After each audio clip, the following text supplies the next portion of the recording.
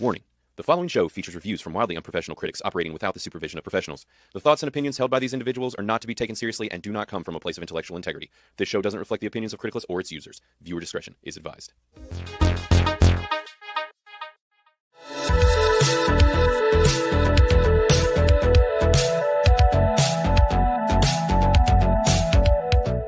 Today, we're going to be talking about Novocaine, the new film starring Jack Quaid.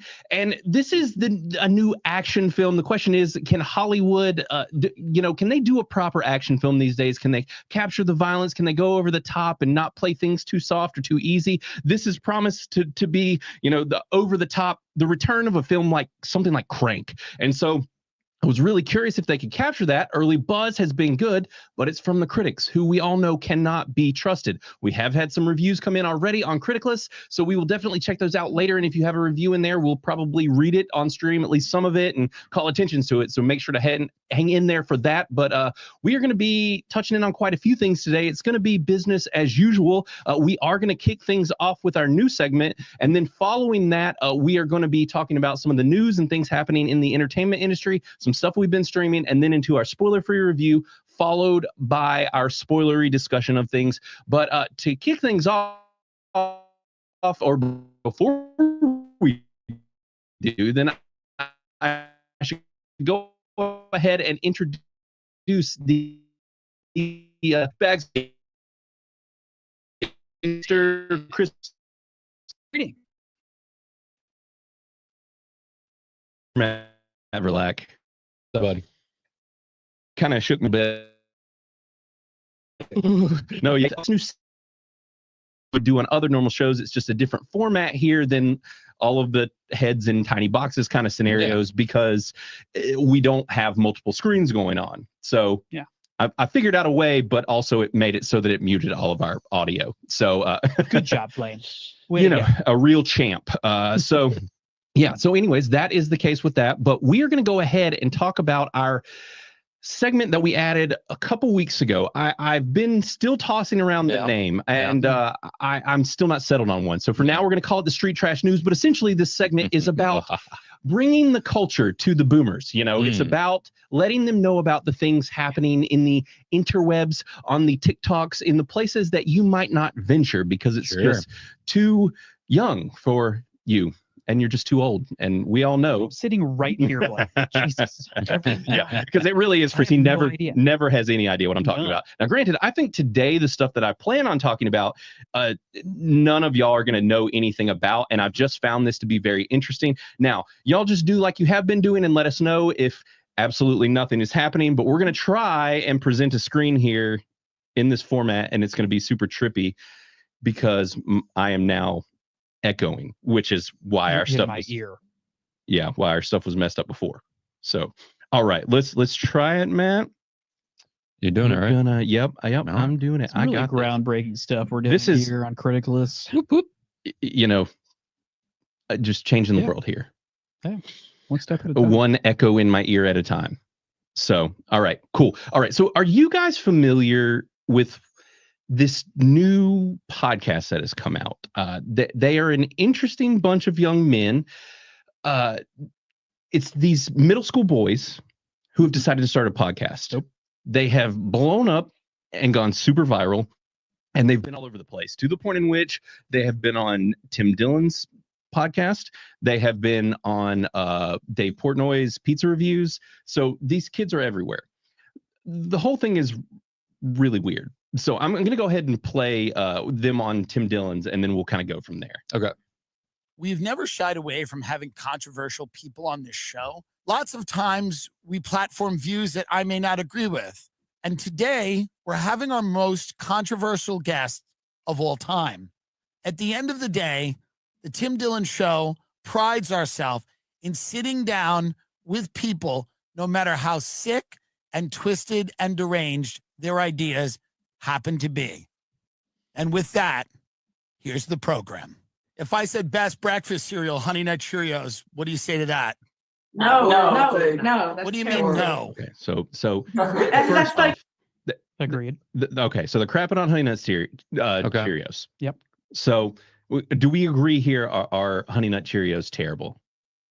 Yeah.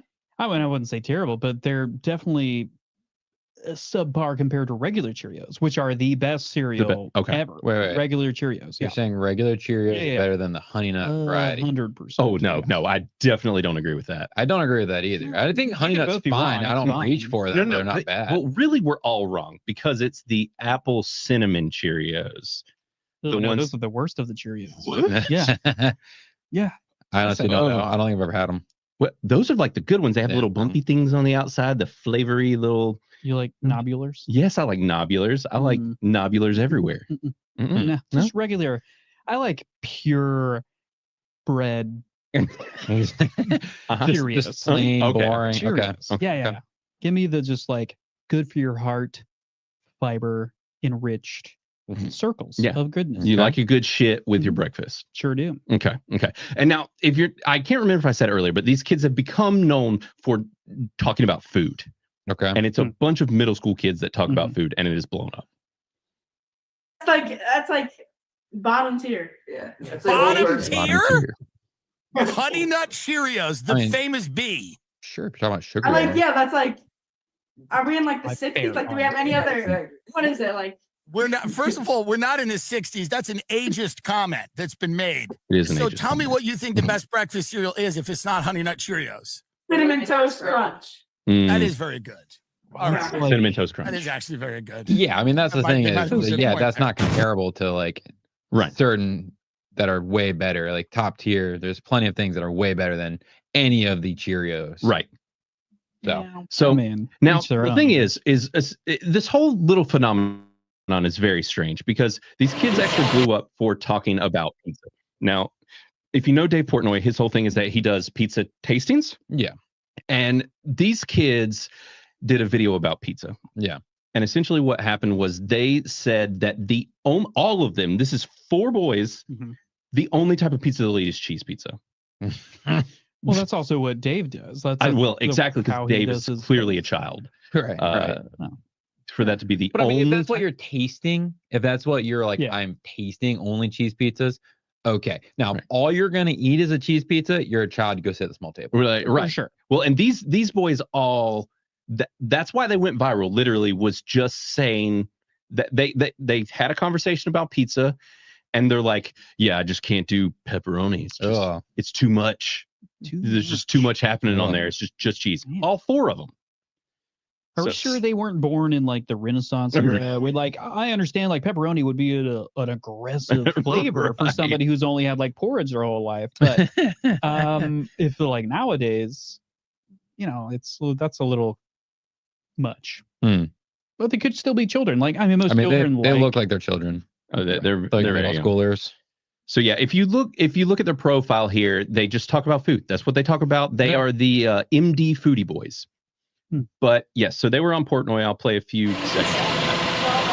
All right, pizza review time. New York City, Sullivan Street Bakery. Yes, he literally has these kids out. We got a whole New York. day He here. flew them out. We got very special guests. So I was telling these guys on the way, I don't do too many guests anymore. It's too much travel, too much everything. Made a special trip for the hottest guys right now on the food scene, Maryland Food Boys, who have been blowing up with their electric dialogue of food. Right, what's your favorite topping on a pizza? I'm just a regular cheese guy. I just do cheese. I just do cheese. I don't really like pepperoni. It's a weird taste. I think meat lovers too. Meat lovers. I'm not a big fan of it. I've never had a meat lovers. Let's have you guys introduce yourselves to the camera. Never had a meat lovers. Wow. Okay, so reason I wanted to talk about this, obviously, it's you might hear about the MD Foodie Boys as time goes. This is kind of like I'm introducing you to the Rizzlers before the Rizzler could Riz. You know what I'm saying? Yeah. So I'm just going to stop screen sharing that. And I don't want to remove myself. How do we do this? Okay. All right, cool. Back to normal. All right. So the question is, how is it that these young men have managed to blow up and be the most uninteresting humans on the face of the planet? Chris has something. I do. Okay. You ready? Yeah. Pedophiles. Oh. They love young boys. Huh? Name a better reason why. Matt, you had a reason? I don't have a reason. I think mine's I have no idea. It's so odd because I don't know. it proves. So this is just like highlighting how weird the internet is right now, right? Like I think about when we were all in middle school, and it's like these kids aren't. If you watch all their other videos, they're not exciting. They're not very interesting. There's not a lot like that. You can get a lot of comedy out of some middle school boys. Sure. These are the driest, most boring kids ever. Just about the facts. Yeah, and they blow up. It's such a weird time that we're in right now. Yeah, that's the thing though. Maybe it's almost I've never seen any video, so it's like almost like maybe where they're just dry enough where people are like, this is just dry humor. Like it's funny watching these guys because they're so wrong or something like that. It is some of that, or could be. I'm not gonna say that. Don't say the word again. Don't say it again. Could be that's just the generational trend. Maybe there's a lot of people that have their in common with that share these similar ideas, and probably Midwesterners. Like, yeah, man, I really like just cheese too. Pepperoni is a little weird. They're right. So I'm gonna keep watching these guys because they know they're. And I mean, it's not a surprise that Portnoy, like we're talking about, gravitated towards it because that's all he eats is cheese pizza. Yeah. And that's all he tastes. He won't even try any other kind of pizzas. He's just like, oh, what is this on this pizza? Like it's so strange. And honestly, like Matt was saying, like I mean, if you're comparing a million different pizza places, you need consistency. Right. Just like no extra toppings. That makes sense in that sense. But it does. Like from just a person or a group of kids in this case that just don't like anything but cheese. That's a little different, but no hate. My 3-year-old likes pepperoni. Right. That's what and I'm just saying.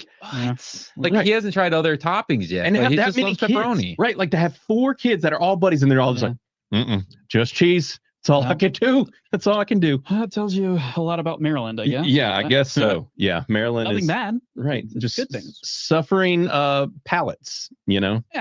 Yeah, really weird thing. I just figured I'd bring it up because I figured you guys had not heard or seen about this, and you probably will, unless they're just having their mini moment and then they disappear again. It just is very strange to me where it's like the idea of a bunch of middle school kids starting a podcast actually could be really fantastic and super funny to if they're fully just off the cuff, like doing whatever. Yeah. These boys are boring as shit. Like they're the most basic so you went and watched like all the some of their videos and stuff to like vet out besides like the 2. Right. Yeah. And I'm just like, they're not that like it's wild where we are in time and the fact of what people can blow up for and like the fact that it was just literally that these guys are just like, I mean, the concept of middle school kids and like what they like and stuff is kind of funny, but it's just it is such a strange thing to me. And it's the weird state of the internet that we're in. So it is very strange. Yeah. I mean, we've always been strange. I mean, we grew up with the rise of YouTube, and I remember how like cringy and bad those movies are, and like how many like of those people had to put out to like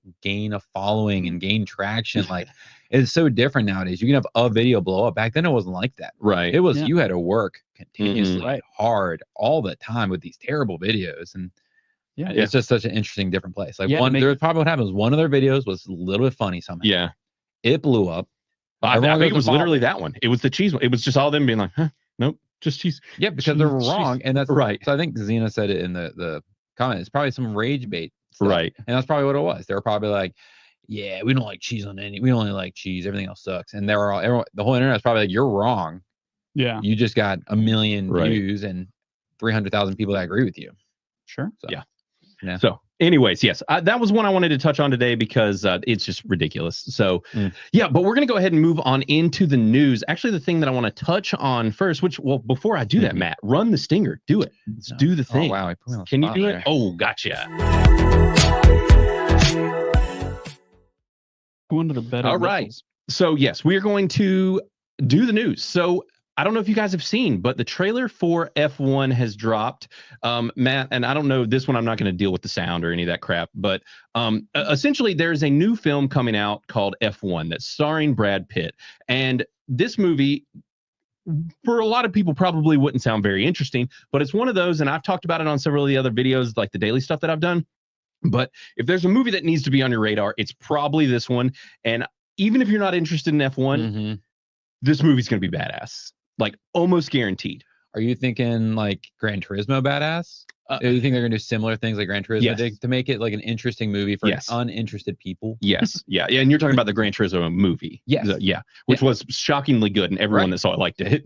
So yes, well, so this is done by Joseph Kosinski, the guy who did Tron Legacy, Legacy, Tron and the new Tron, and quite a few other things. He's a fantastic director. He's got a really great eye for action, and the dude just really knows how to kill it with action. I'll actually go ahead and pull up the video here so it'll kind of show a little bit, but even just in these first few seconds of the trailer, you can see the camera work that he's doing with the cars weaving in and out. There is a lot of really neat shots with the fireworks, and they last longer than half a second, which I appreciate. Right.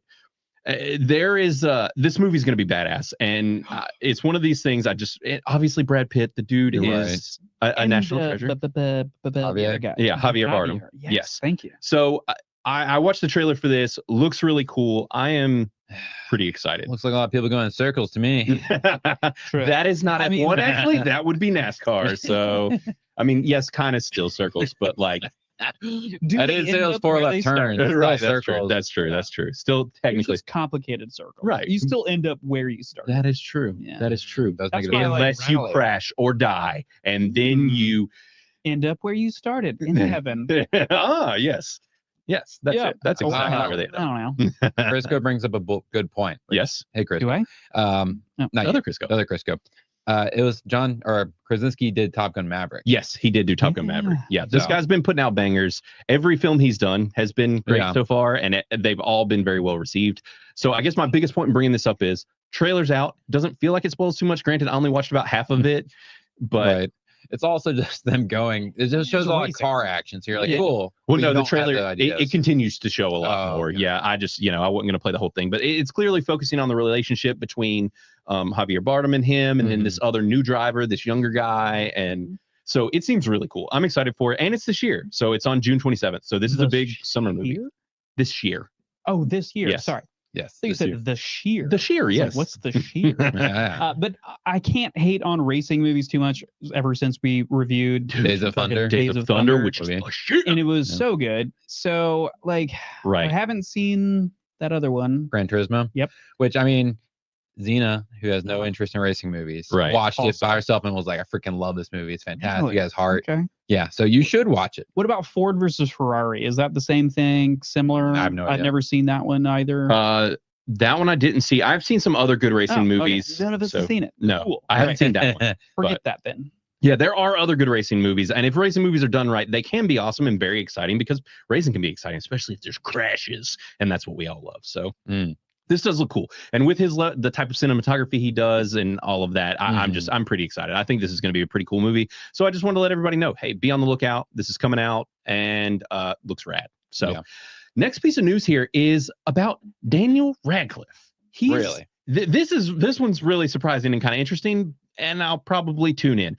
Essentially, what's going on is that Daniel Radcliffe is joining Tracy Morgan in a comedy from the 30 Rock team. And so, obviously, Tracy Morgan, once again, working with the team from 30 Rock. Sure.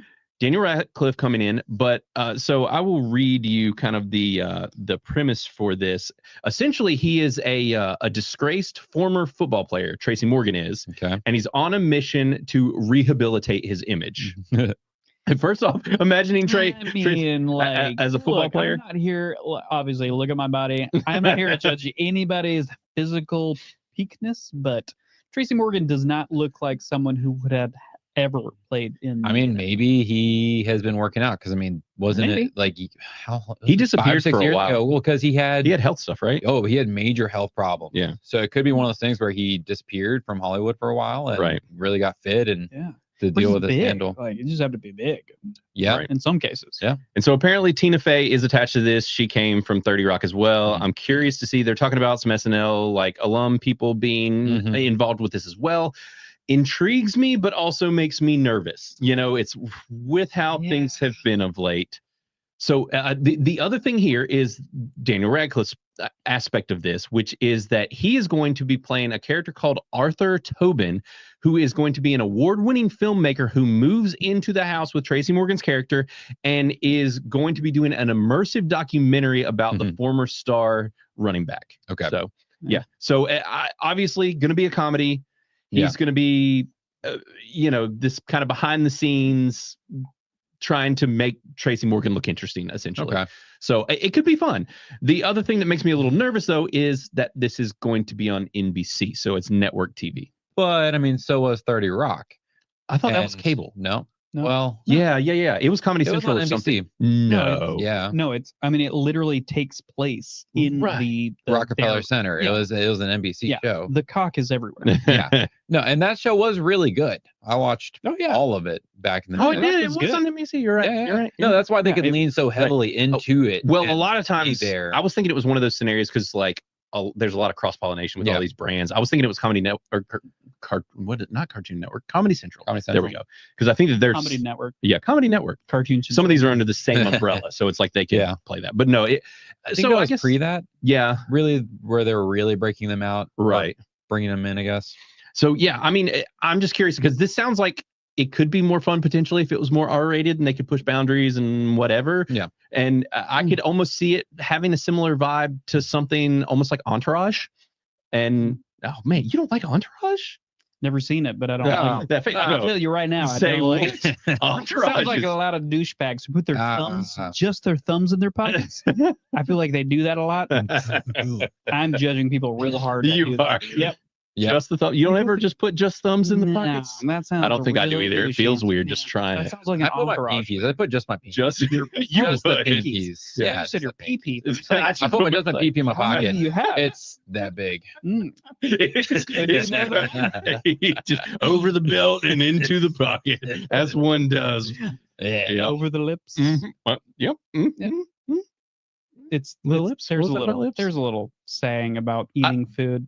Hmm. Watch out, gums. I don't- Here I What? I don't know this one. Okay, I'll look it up. Right. No, I can't yeah. remember either because You're I'm sick, old. You know, So it's a while since Chris has come out with a Chrisism. Yeah. Like, if you were to say Jinx to Chris, he would then follow up by saying Black Jinx. if we said jinx at the same time, you gotta say black Yeah. jinx. He's because it's Then- obviously the more racist Jinx. We have to fight each other Yes. in a duel of honor, and then you have to drink a Coke or touch a doorknob. I can't remember. There's so many. No, like, safety. games. Oh, Safety was where you safety. fart in the room and you have to put yell. the door down. If the other person yells safety, they have to hit the doorknob. Yeah. Yeah. Now that's a thing. totally different game. That, Same thing. that had nothing to do with your Black It's Jinx. literally middle school. What was the other one? He has some other weird criticisms. Oh wait, I don't remember. the word. There's Wappy a job. Oh my god! All right. Everybody knows wappy job. It's a commonly used term for something that's Yes. off kilter. So now It's that we wappy job. Nobody knows. and now that we have more people in here than we used to, and we do this live. Yes, Do we actually? Do we actually? That is a good question. Supposedly 54 between X and YouTube, so who knows? But the question is, have any of you ever heard of Whoppy Job? Because that's the thing that Chris and his family say, and no one else on the planet says. Do you want to know what Whoppy Job means? It means cattywampus. Now, Which is the question equally as ridiculous. But that's at least a real word. yeah. Says who? Hold on. Dictionary. Let me call up Webster real Yeah, quick. He's probably dead. But that's fine. No, Webster no. will I say, gotta- you have clearly not been around since 2020. We changed the definitions of words. Yeah. That They wasn't changed that long ago. I know exactly. Ah, here's fool. They've been changing definitions left and right since then. Half a decade. Half a decade. See, Okay. Sin's Corner says she knows Thank that one. you, Now, Sin. which one do you know, Sin? The Whoppy Child or Cattywampus? That's what we need It's to know. wappy job for Whoppy sure, Job. because everybody knows Which that. and so Zena said as well. She said Wompy Jawed, and it's not Wompy Jawed. No, It's Jowled. Jowled, like Jowled. child, but with a J. Yeah. Look, maybe I got a little jazz in my blood. Don't hate on me for that, okay? Oh god! And now we have a Kitty Wampus and not a Catty Wampus. I mean, that's Kitty Wampus sounds dirty. sexual. I don't know. like it. Woppy Jive. What? Yeah, there. Wompy Jive. It's not Wompy Jive either. No, it's jiled. Yes, it's a word that no one says. So Woppy? Dark Force is right. Neither of these are English. I mean, Yeah, well, yeah, we're see, in the South. Catty so Wampus. obviously Catty that's- Wampus. No, that's just Catty Womps. Oh no, that's Womp womp. It's not Catty Womps. It's Catty Womp us. So They all sound dirty. guys, they all do sound dirty. So there's that. So next time you're in the bedroom getting hot and heavy, make sure you whip out Yeah. the Woppy Jaw. It's gonna be a You're long Well, you can't be time, Wampus. buddy. There you go. I'll There reach you out go. to y'all in like a decade. I'm sure. It'll be a minute. So, anyways, Daniel Radcliffe is going to be on an NBC television show. If you did not know, Yeah, not looking forward to that. It does No? not pique my interest. no. Well, I mean, you talk shit about Entourage, so you can just get on out of here. Yeah. You call them thumb bros. Yeah, because they put their thumbs in their pockets. Yeah, but dude, I'm just thinking drama because I've never seen is it. so funny. Dude, Johnny Drama is Johnny Drama is amazing. ridiculously I funny. mean, that's a great Like, name, honestly. It's his like staging they give himself. It's really funny. He gave though. himself? Yeah. That was cool. No, but it's funny.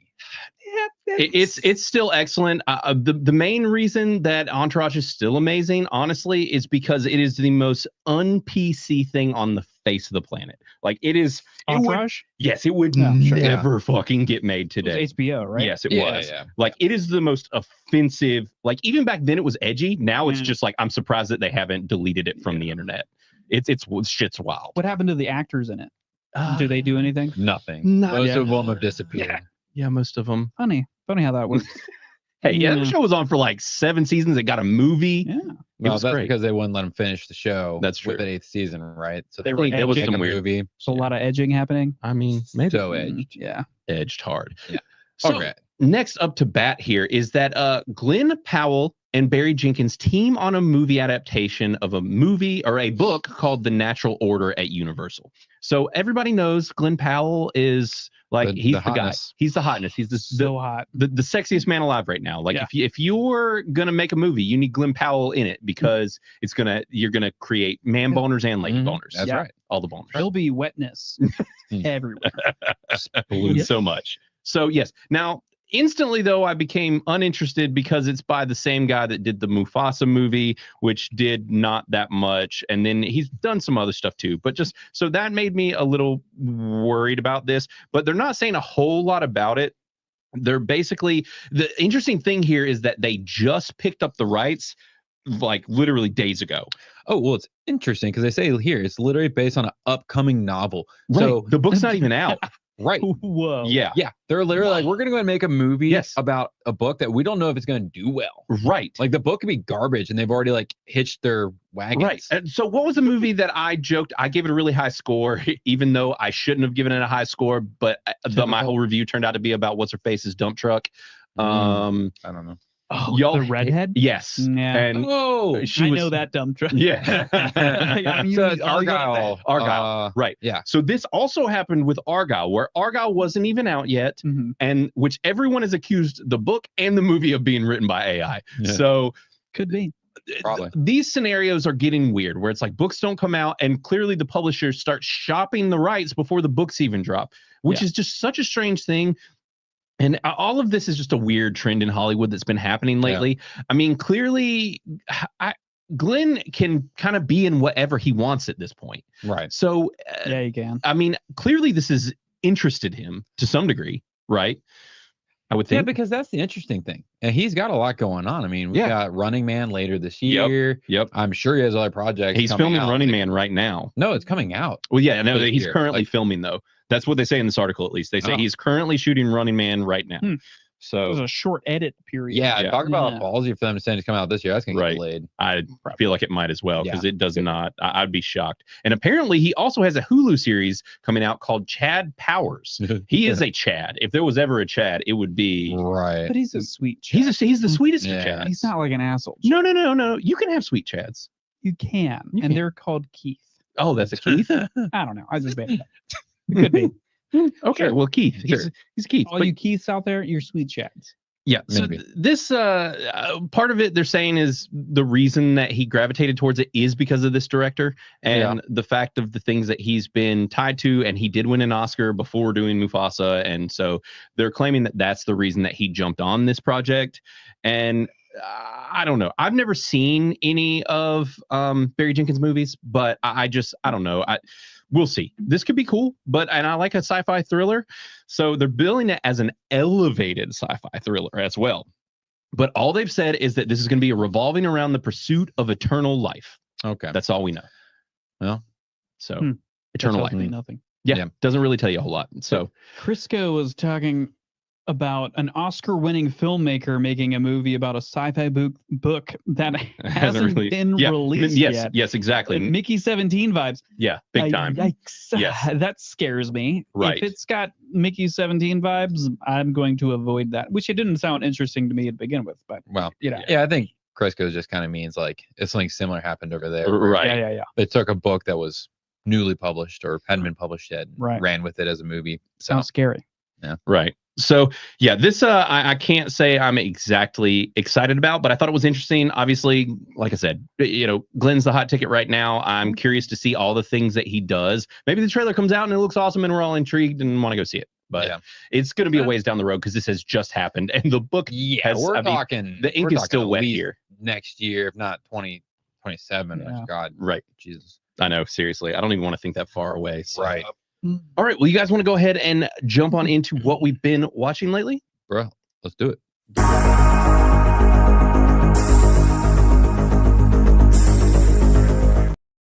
So, guys, the question is, what have we been watching? I have actually been watching a thing that Chris was talking about recently, but I don't have to kick things off. Go ahead.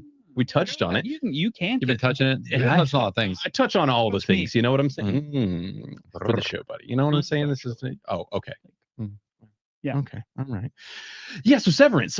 This is one that I feel like a lot of people are talking about. We are in season 2 of Severance. Chris brought it up, I think last week, right? 2 weeks ago. Yeah, but it was early on, and it was one of those things. Neither of us had seen anything new. Yeah.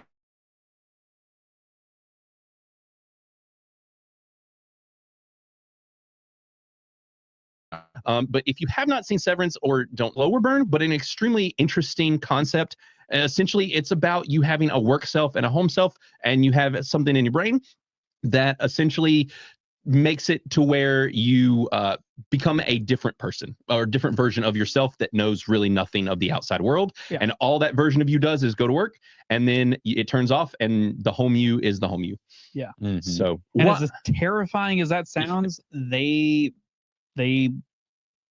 focus on that. They don't shy away from how awful that sounds, because imagine your person as a being going to work. All you know is just work, like nothing outside of that. And it's Go ahead. And just for the record, so we currently are at an 87%, which is quite high on Criticless. We have a hundreds and 80s and 91s. There's only 150%, and then like we've got one rad here at a 72, but a lot of no, there's more rads down here, so it's a mixture of rads and most excellence. There's nobody out here trashing it, right? So this show's awesome, and we are, I think, 2 episodes right now away from basically the season finale, right, Chris? Yeah, I think it's 12 episodes. I'm pretty sure. Could be wrong, but yeah. We do have a super chat. Yes, I do see that. Yeah. Quagmire. We got a $5. Woo-woo. Yes. So Quagmire says, Blaine, after reading your heavy metal review and seeing that low-ass score, I need to meet you so I can fight you. JK, love the show. Love the app. Oh, no. I want to see that fight. Let's do it. Let's make it happen. I think it's time we start a club that we can't talk about. We can start we can. Some bets underground, like who's going to win. Just send me your dimensions. Yeah, well, actually, Quagmire, little do you know, we actually already have a fight club. It's called the Dick Punch Club, and we just punch each other's dicks. So, hey, if you're into dick punches, even your you gotta learn it. Yeah, you gotta fine. Yeah. You gotta join in on the Dick Punch Club. So so speaking of my heavy metal review, yes, it is a lower score. I did not see it until very recently. It was one of those that was recommended. Have either of y'all ever seen heavy metal? I think you borrowed my copy, didn't you? Yeah, I still have it somewhere. Yeah, you have a couple copies. I have not. I have like 3 of your movies. Yeah. Okay, I know that I'm mixing up these movies. So there's heavy metal. Is there like a Sound of Metal? What's the one with the deaf guy? Oh, we reviewed that a million years ago. Yeah, that was a really good movie. That's not heavy metal. No. Heavy metal is a like 80s animated, like the boobies and stuff. Yeah. Animated. There's lots of boobs, lots of sex, lots of kinky shit going on in heavy metal. Best parts of the show for sure. Pretty great boobs. Show. Well, movie. It's a little movie. Yeah. Well, Oh, the it's reason not I a say film. And so it's not a film. It's not a movie. It's a show. well, so even though it's a film, in my head, it's kind of like it because it's based off of an actual like a magazine series called Heavy Metal from back in the day, and so it's not even really. It's kind of an anthology film. So there's like multiple. It's different types of art, different types of stories, different. The whole thing's just my biggest issue with it, honestly, is now like the art holds up okay, but it's not great. Some of the stories are better than others. It's cool. It's a neat thing for sure, and it's one of those cult classics that people really love and saw way back in the day. Well, it's funny because a lot of people tend to see it way too young. Quagmire even commented. I think he said he saw it when he was young.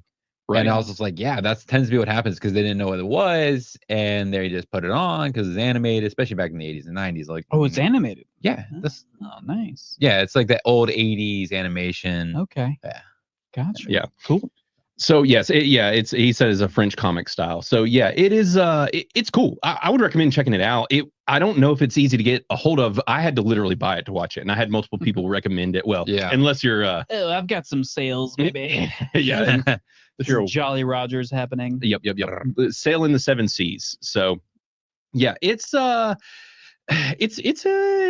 cool movie. I liked it. Yeah, it was a little bit of a sidetrack. It was just a comment. So yeah.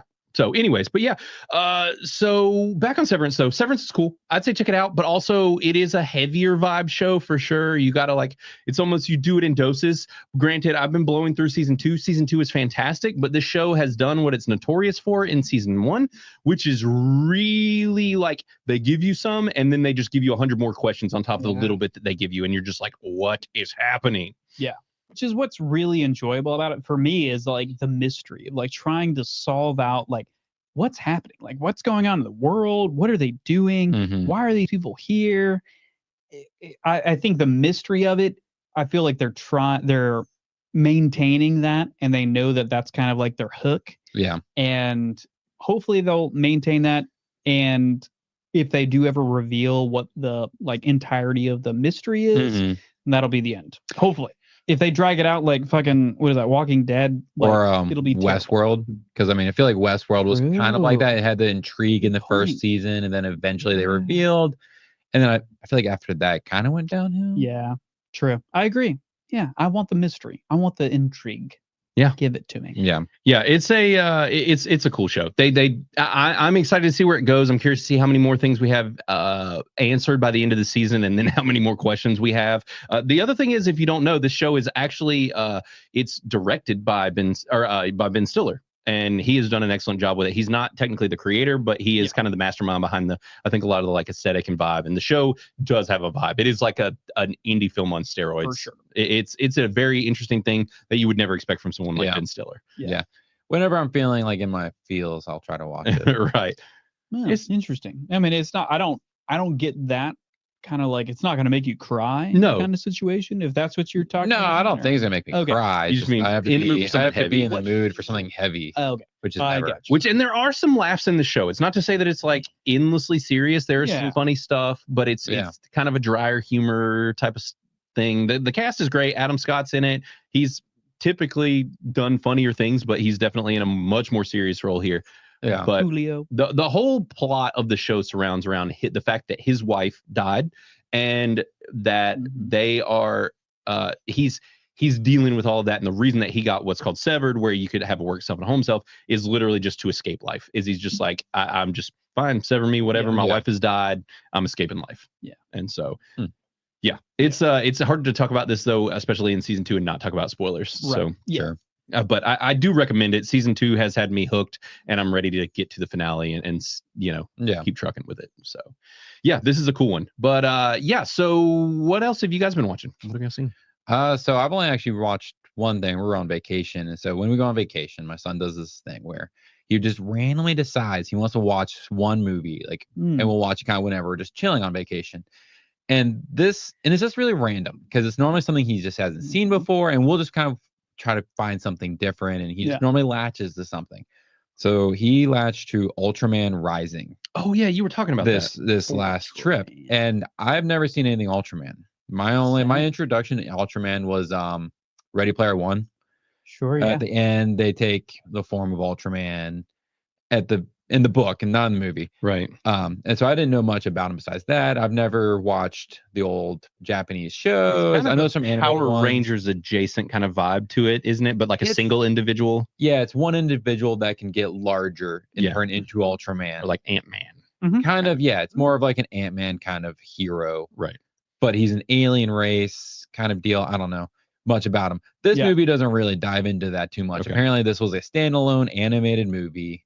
That was Netflix created last year. Yeah. Oh, wow. I don't know how well it was received. I know I really like it. I know Xena really likes it. I know my son really likes it. Yeah. Yeah. Because he actually has an Ultraman toy that we just randomly picked up 2 years ago.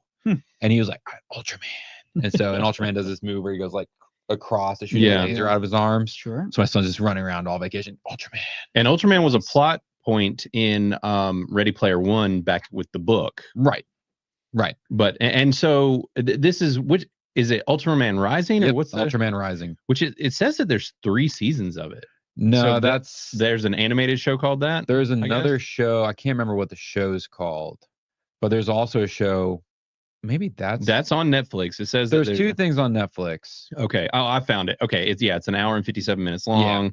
Yeah, there it is. So yeah, we have 4 reviewers so far in Criticless. So no main score, which there we go. So yeah, your wife and Kyle Off Script, who's been on the show, gave it a 95%. Yeah. She gave it a 92. We have a 59 from Cherish, and T-Zilla gave it a 72. So yeah, I've heard a lot of good things from Kyle Off Script, and now y'all are praising it. The animation looks really neat. I think it's a cool looking. Well, and it also tells like a cool story. It's all about a father and a son kind of reconnecting, where they had a falling out. They don't explain a lot in the background. Okay. Knowing nothing about Ultraman going into this, they just kind of very minimal. They do, and they kind of explain some stuff, but not. They don't give you a lot of background or anything. So you're really just kind of figuring out as you go. And I've seen it probably 4 or 5 times now, and I have questions. And the more I watch it, the more I'm like, well, how did this happen? How did that happen? So I can't say it's a high most excellent just because I do have those questions. I don't know if they were just cut out or things like that, because he has this baller mansion that was his dad's maybe. Okay, so kind of a Batman-esque situation happening here where he's rich. Yeah, but his dad's still alive. Well, because the thing is that the main character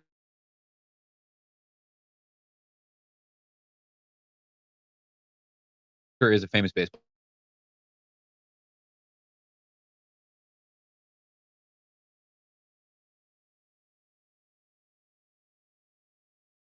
player. And he moves back to Japan too old. And let their peck rim kaiju because you're a freak. Yeah. What a weirdo.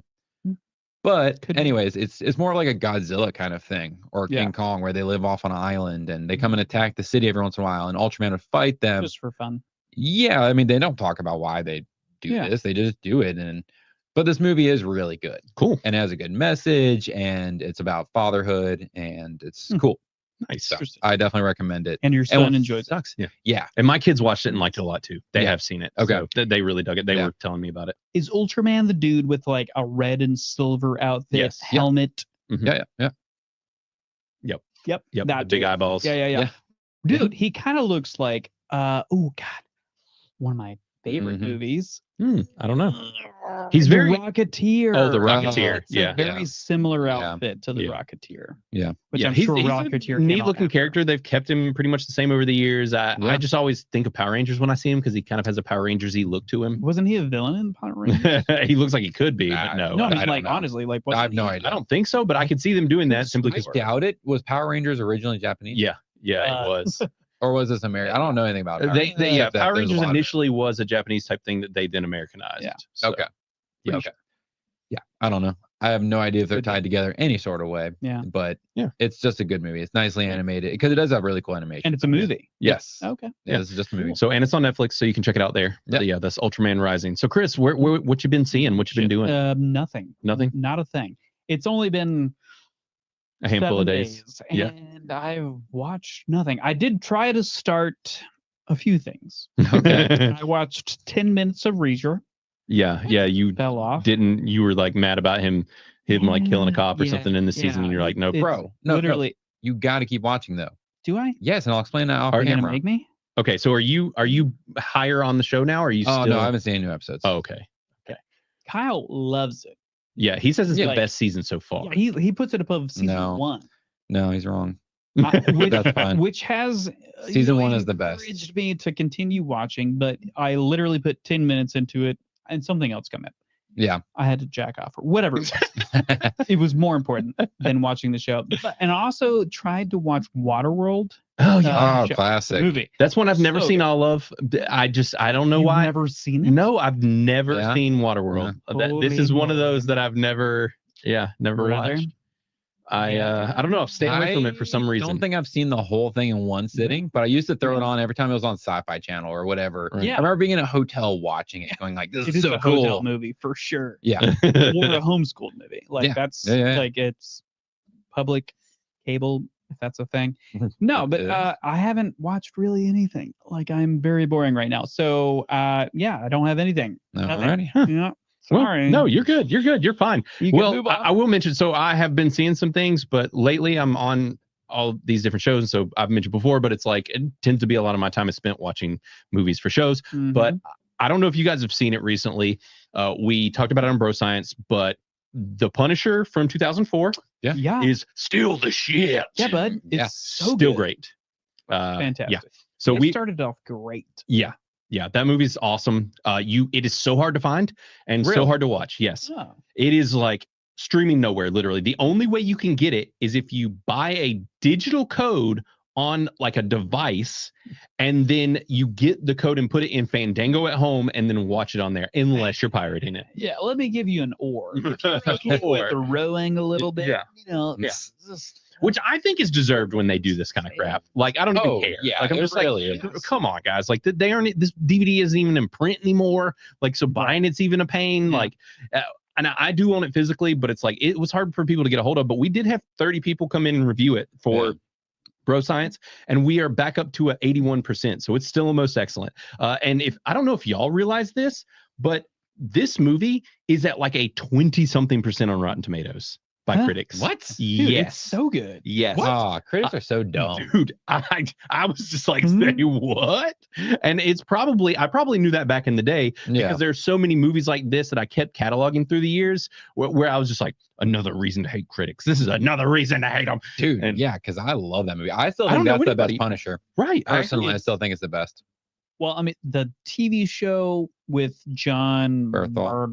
Mhm. Bethal, whatever it is, they're tied in my mind because the first Punisher that I knew was from this movie, and Yeah. he's so good. He's our Punisher. He's It's- our generation's Punisher Yeah. for sure. yeah, but I also accept John Bernthal. He's good. John Bernthal's good as a character. Yeah, I just feel like he's not as good.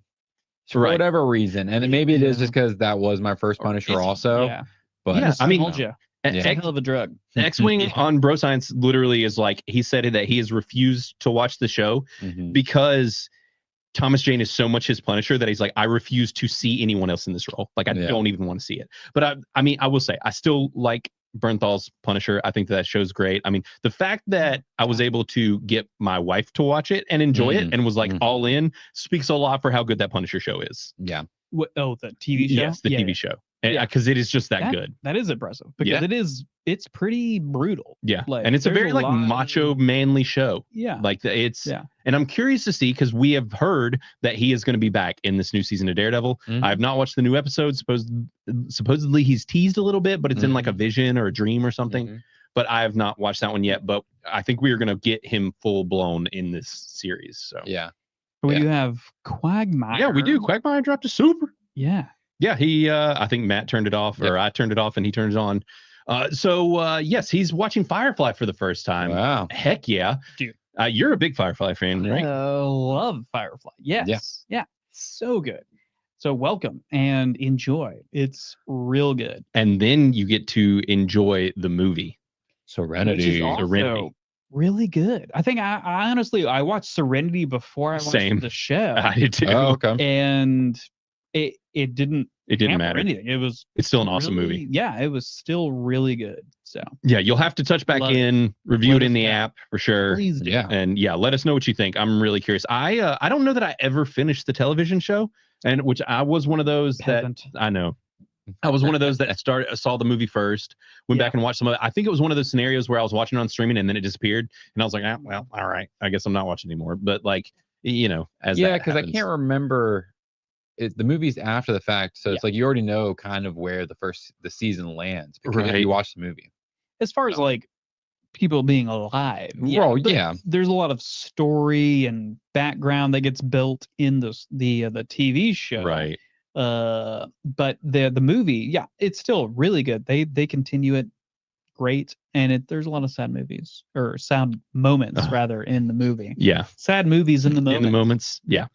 But anyways, long story short, I did see Punisher. Still great. Yeah. Still recommend it. I ended up giving it 88%. If you had asked me honestly, if you had asked me before this rewatch, I would have been like 100% all day, 100%. Yeah. Just because it was one of my favorite movies of all time. Like I absolutely loved it. I loved the first Punisher back when I say the first. Actually, the first was. Did y'all ever see the one from the 80s with Dolph Lundgren? No, but it sounds amazing. I love the old dolphin. The dolphin. It's a thing. It is. I would be interested to see what I watched it back in high school and was just like, what the fuck is this? Dude, that sounds like an AI generation of what the perfect casting for the Punisher would be. Dolph Lundgren. Right. 100%. I will watch it. Yeah, I'm really curious to see what you'd think. I was trying to pull it up in the app really quick. Yeah, so the poster is sick.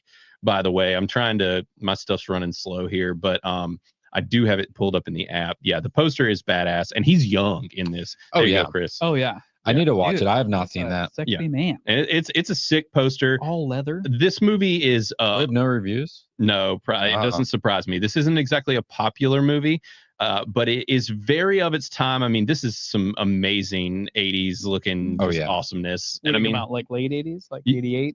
So 89? It came out in 89. Oh, we have 6 reviews. Yeah, well, we have 6 reviews. Yeah. So, and they're actually all quite high, except for from Charles Tatum, which doesn't surprise me. He's from that era, so he's like able to look at it and not appreciate it from the being alive at the time, and old just be Chuck. Because I'm sure that he saw it back then when it came out and was like, "What the fuck is this?" Also, because the Punisher was a villain too. Right. He was an anti-hero in Spider-Man, right? Wasn't that his origin? I think he showed up in there. He was, I can't remember the whole deal with the origin of Punisher. I used to know it, but yeah, he's always been an anti-hero, but it's a badass poster. Yeah, it is a super badass poster. Yeah. I mean, nothing's more badass than the Punisher. I got a freaking Punisher watch that I regularly wear. Like, I love the Punisher. Punisher is awesome. And so, yeah, check out that movie if you can get your hands on it. The one from the 2000s. It's still great. And the soundtrack is just like all the movies in the 2000s, which means it's a banger. It is just like good shit. Butt rock, wall to wall. Yeah. High school. Yeah. Seether and Amy Lee did that one song. Yep. Cause I'm broken. Yeah, broken. That's right. Oh yeah. That's right. Belted, brother. Yeah. And there are so many other songs. That's what I was telling the guys on Bro Science is that back when those Marvel movies were coming out, the record label, I literally remember this, it was called Wind Up Records, and it was the same record label that Creed was under, and Seether and all those same type of bands were under Wind Up Records. They had a banging website, and so I was always ahead of everybody with the new bands coming out, because what they would do is they would, on their website, they would be like, here's a song from this new band we just signed. And I would go in high school secrets. That's how I knew. Blaine was the music master. Yep. I understand. I figured out that secret early on. I was like, if I can just find out who the record label is, if you go to their websites, a lot of the time you can be ahead of things if you just start following the record labels, and they'll just stick it out there on the internet and see what happened. Like back then, now there's YouTube and everything else. There was like one internet back then. Right. There was. Right. They'd send you an email blast. Right. That's pretty much it. Yeah, if you were lucky. Yeah. And so Caveat Ties says 2000s music sucks. I mean, hold on. Okay, caveat, like, look, I love you. Like, I don't know who you are, but I love you. I loved you thus far. But it's pushing the limit. Like, we're 2000s was pretty great. It was great. You're gonna have to join the Dick Punch Club pretty soon here. Yeah. And for sure. Yeah, you're gonna have to join us with Quagmire when the fight breaks out. So yeah, but I did, before we move into our actual review of the movie. I did want to go ahead and just say in the chat, this whole episode's kind of been thrown off a little bit after a rough start. But yeah, caveat ties, obviously. What's up, buddy? Quagmire, once again. Heller, Faith, nice to see you in the chat. How's it going? And Jared in here, per usual. Sin's Corner, thanks as always for showing up and hanging out. I'm sure that she has probably seen this movie or is going to be. Yep. Okay. So yeah, she's able to come in and hear the early thoughts because there aren't a whole lot of people that see it night of and do like we do and review the night of. But and then Wine Fiend and Sleepy Space Mom, my wife, are in here. Is there anybody that I've missed, guys? Just saying what's up. Faith, did you say? Faith? Yeah, I did. And Nemantic is in here, and Crisco. And so we've had a lot of y'all popping in and out. But hello to everybody. Thank you for joining the chat. And we are going to go ahead and go into our spoiler-free movie review. Did you do it, Matt? No. Oh.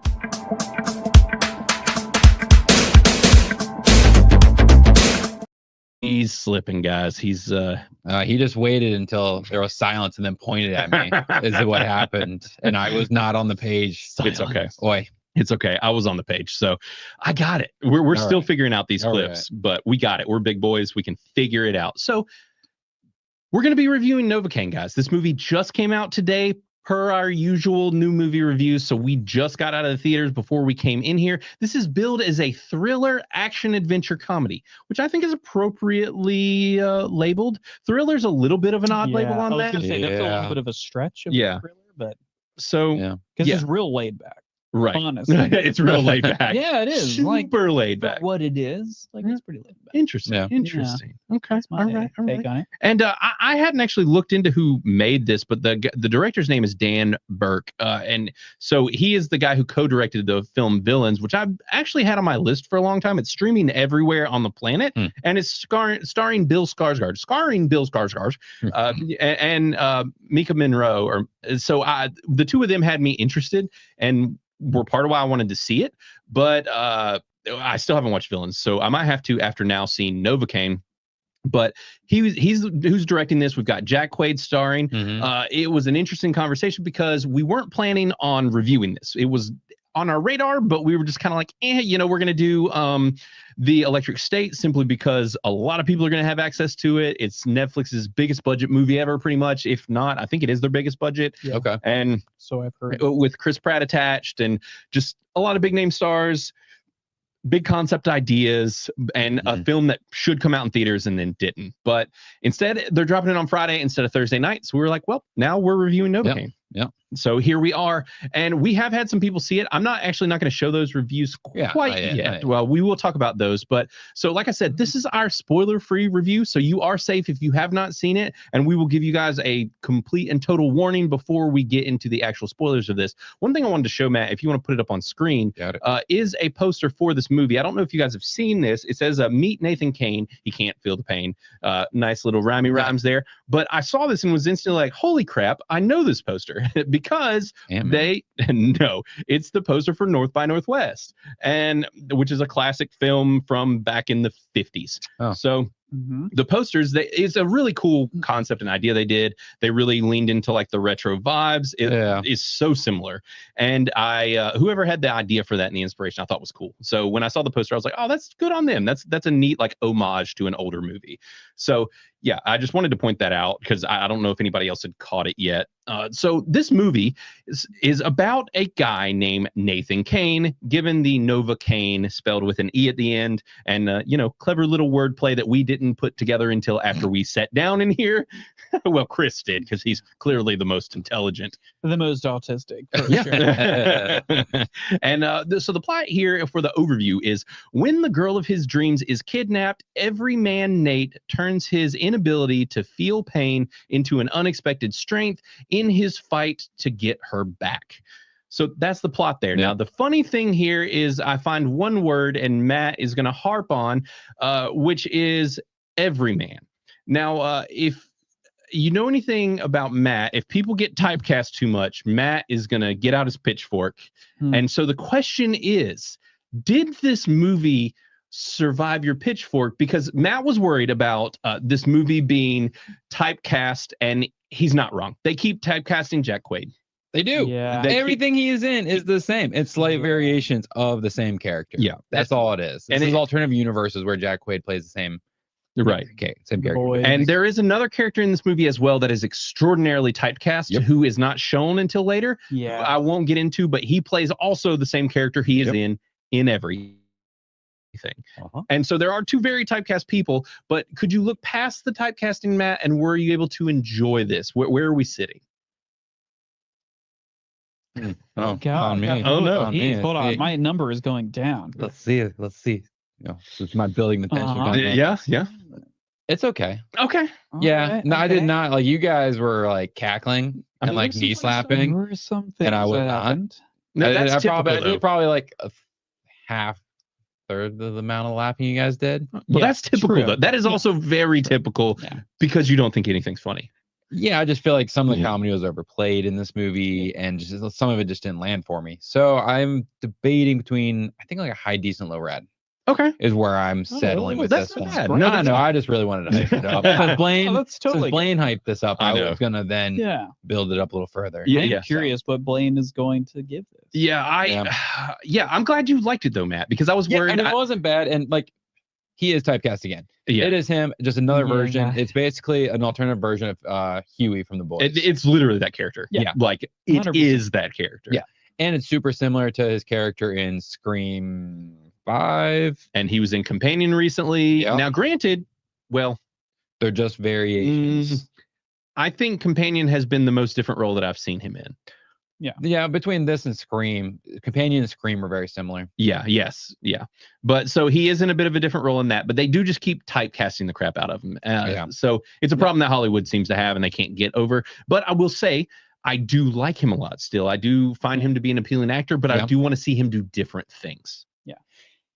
So Matt, overall, so you said high decent, low rad. Yeah. Sometimes that evolves as we discuss and kind of hash through things. But I also wanted to say, like, I think Jack Quaid could do more. Yes, I agree. If they would give him something where he actually had to act, not just a goofy golden retriever kind of boy. Mm-hmm. Yeah. Because it's golden retriever every time. Yeah. And he is tall. Dude, yeah. He's a tall ass dude. Shit. I did not realize. You see like multiple scenes and you're like, his head is like weirdly close to the ceiling. like he has to duck to go through doors. Yeah. Like right. I don't that motherfucker. I'm guessing he's probably about 6'3", maybe. Yeah. At least they mentioned 6'5" in the do movie. they? Oh, okay. Well, shit. No, but not. I mean, that's for the other character we're not mentioning. But yes, I feel like he could be. He could be 6'5". Yeah, he's definitely well over. Part of it is on camera. You don't pick up on it as much. 6'1", bros. That's all. He's well over 6. Yeah, he's only. No, I looked it up. He's 6'1". Really? Then they're clearly putting him around short ass people. Yeah.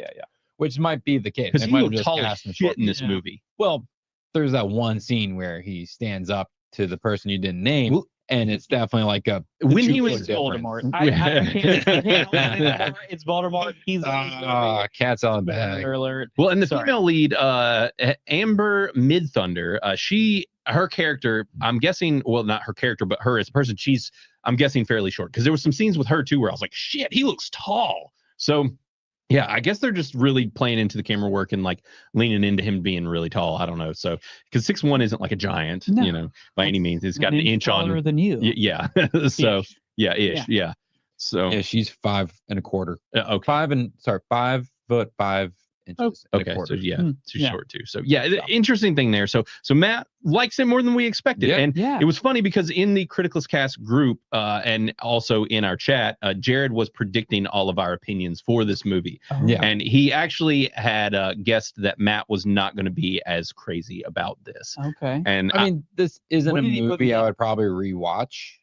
It's fine. Like, I probably won't remember this very well after our discussion, just because it was kind of a very like run of the mill kind of thing. I mean, there were funny moments. There was some good like gore, gory effects, body horror-esque thing. Yeah. But not stuff that like sticks with me. And like, I know I got knee-jerk reaction from you guys, but for me, I was just like, oh yeah, okay. Yeah, I just like enjoying life. Right. Matt's like, I will not laugh and I will not get excited. You won't get an emotion out of me. That's Matt. Pretty much straight up the whole time. Emotionless. So respect it. Chris. Yeah. I want to know what you think. And if you were anywhere close to where Jared was predicting you to be. Wow, I don't know what he predicted. That's why you got I'm not going to tell you yet. I don't want to know. Okay. Don't tell me yet. I would put this in a what's a rating? A rad. So are you going to be below? Most excellent is 80 okay, to so 100. it's like a low, most excellent, high rad. I'll put it in the high rad. High rad. Yeah. So like 79. Okay. Right? Okay. Yeah. 79. Does that fit? Yeah. Okay. That fits. Yeah. 79 is where I would put this. Right. And so to let y'all know where Terrapin Reviews put us is he guessed that I was going to really like it. Matt was going to be in the more average range, and that Chris was going to be a low rad. So he's not terribly far. You're a high rad, but it's not super far. You are a high rad. Yeah, I can take it down. just to meet Jared's expectations. I want to make Jared happy. That's what I'm here for. Yep. So with me, where do I sit with this? I've been going back and forth, and honestly, I think I'm exactly where Chris is. Yeah. I think I am in that like upper rad territory somewhere. I don't think that this is one of those where like I got out and I was like, you need to go right now and go see this in the theater. Yeah. Like you don't need to do that right now. Yeah. But like when it's streaming somewhere, like shit, watch it. Like or see it in theaters if you like what we're talking about and like this vibe. It is kind of like Crank from back in the day. It's a watered down Crank. Yeah. Kind of. I went back and watched violent as this one. But Crank it's edgier. It's edgier and it's more intense. And it's more wide open, like throughout. What I would say, it's Crank with less stakes. There's not as much at stake. Yeah. Like I said. Yeah. As Crank, because Crank was like he was gonna die. You have to like fucking do heroin or you're gonna die. He's like boning his girlfriend in the middle of the street to keep his heart rate on. Yeah. Right. I tried to watch that on a plane. Amazing. Crank. Love it. That is the perfect plane movie. No, next time you fly, just go watch Crank and embarrass everyone around you. Yeah. Yes. Turn on the speakers. Yeah. Yeah. Full blast. But so it's not as high stakes as that, but it has a similar feel to it. Like 100% Crank is the first thing that came into mind whenever I was watching this. But, and if you haven't seen Crank, definitely check it out. It's a very 2000s movie. Jason Statham. It's a very Jason Statham really hard. Yeah. And similar vibe, similar concept, but this is just kind of the modern era version of that, but it leans a little harder into the comedy, I would say, as well. A different type of comedy. It does. Yeah. I mean, this is way harder attempting to be comedic. Yeah. Right now, and I will say I actually don't disagree with Matt this time that all the jokes don't land. Sometimes they go for humor, and it was about 60% of the time it worked, maybe. Yeah.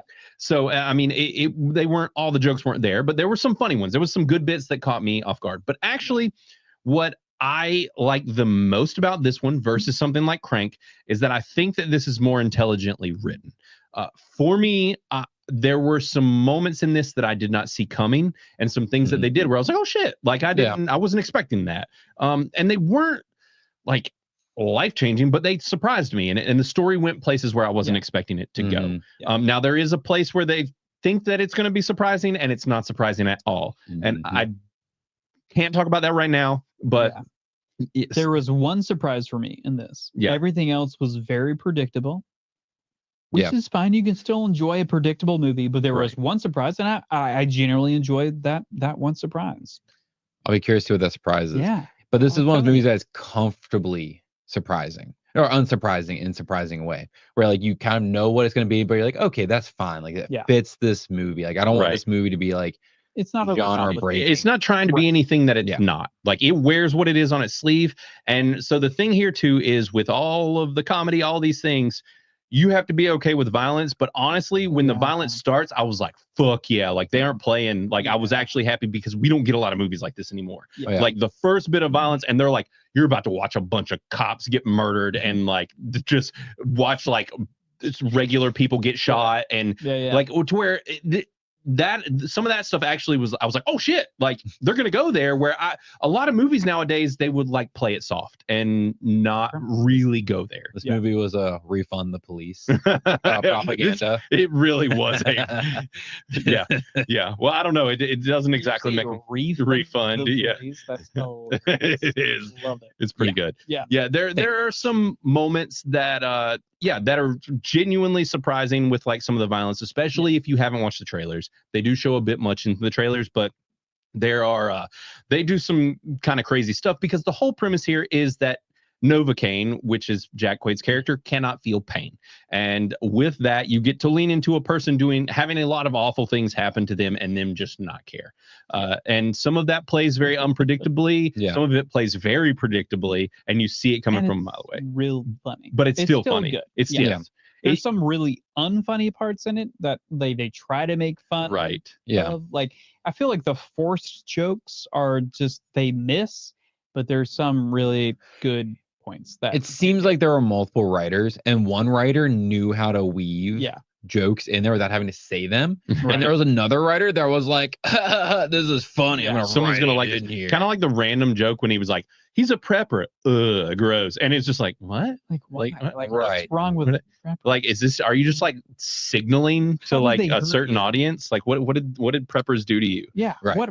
What prepper hurt you? Yeah. It's just a weird moment. That was just kind of like, that is a terrible joke. Stupid. Like, I mean, maybe in a room full of a bunch of bootlicking government fans, like they would be like, that's so funny. Why would anyone prep? Like, I don't know. Yeah. It's just a weird thing. Yeah. I don't understand it. Yeah. It hurts nobody. Yeah. Like, but luckily that joke is as politically biased, I think, as anything in the film, honestly. For sure. There were no other moments in there that I was like, oh God, which has been a problem with most modern films lately, is that they lean in certain directions too far, like recent with Mickey 17, which was just like straight up political propaganda.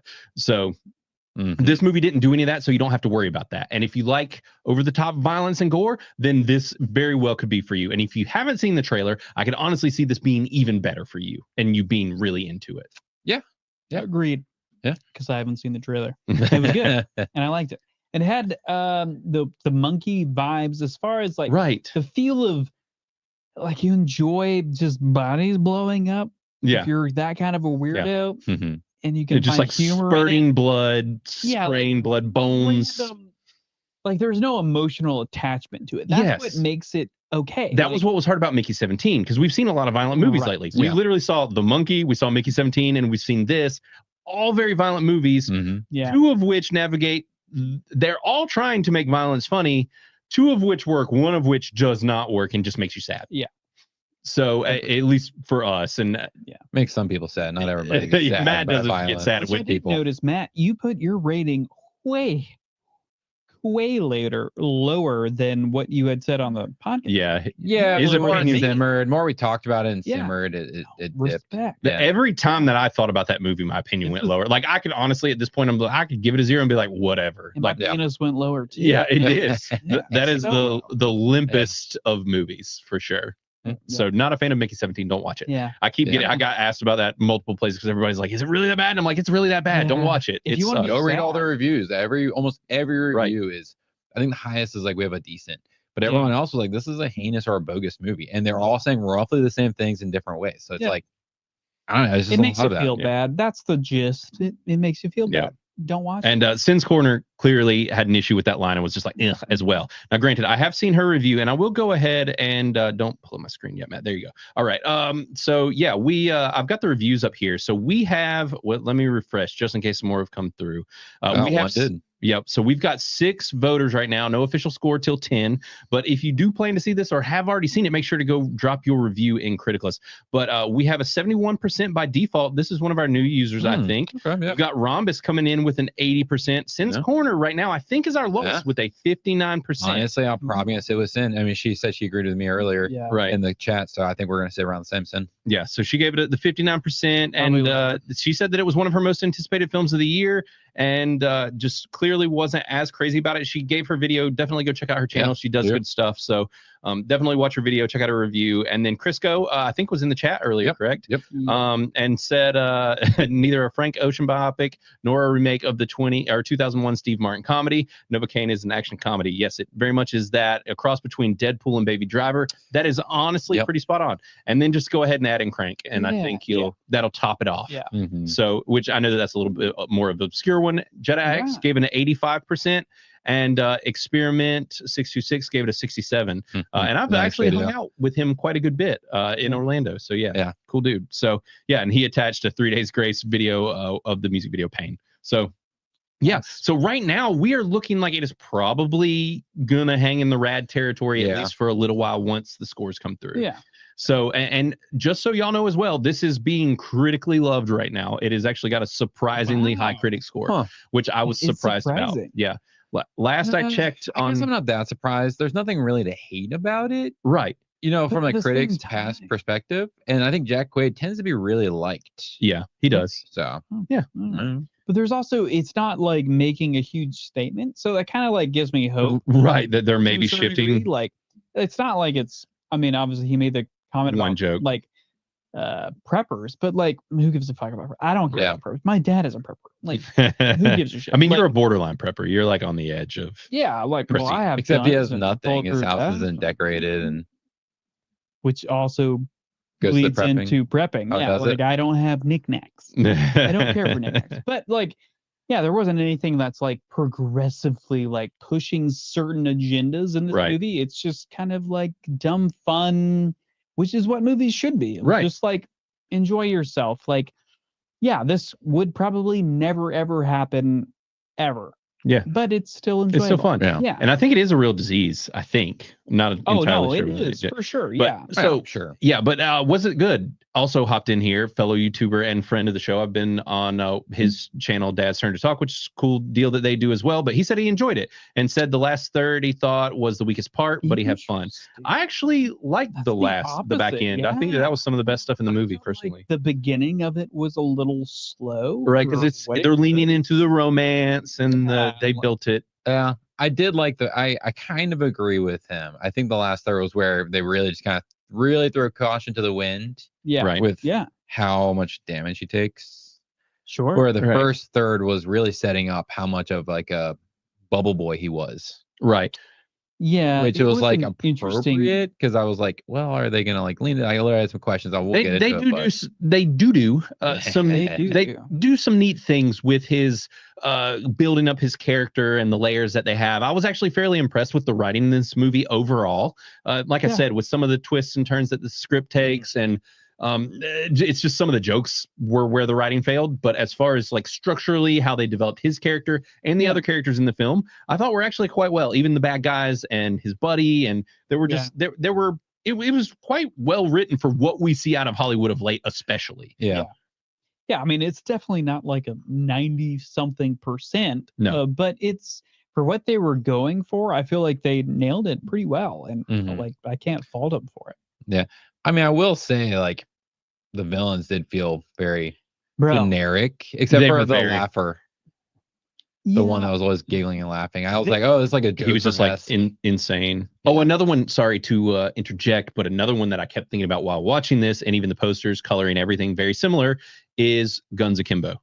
There were some Guns Akimbo vibes. This is one that Chris does not like that we reviewed a million years ago. But dude, I need to watch it again because I feel like I might have a different opinion of it. Yeah, because it's awesome. I mean, it's an okay movie. It's not like the best movie ever, but like it is a similar vibe to this as well, except for it's just about Daniel Radcliffe getting guns nailed to his hands, and so he has gun hands.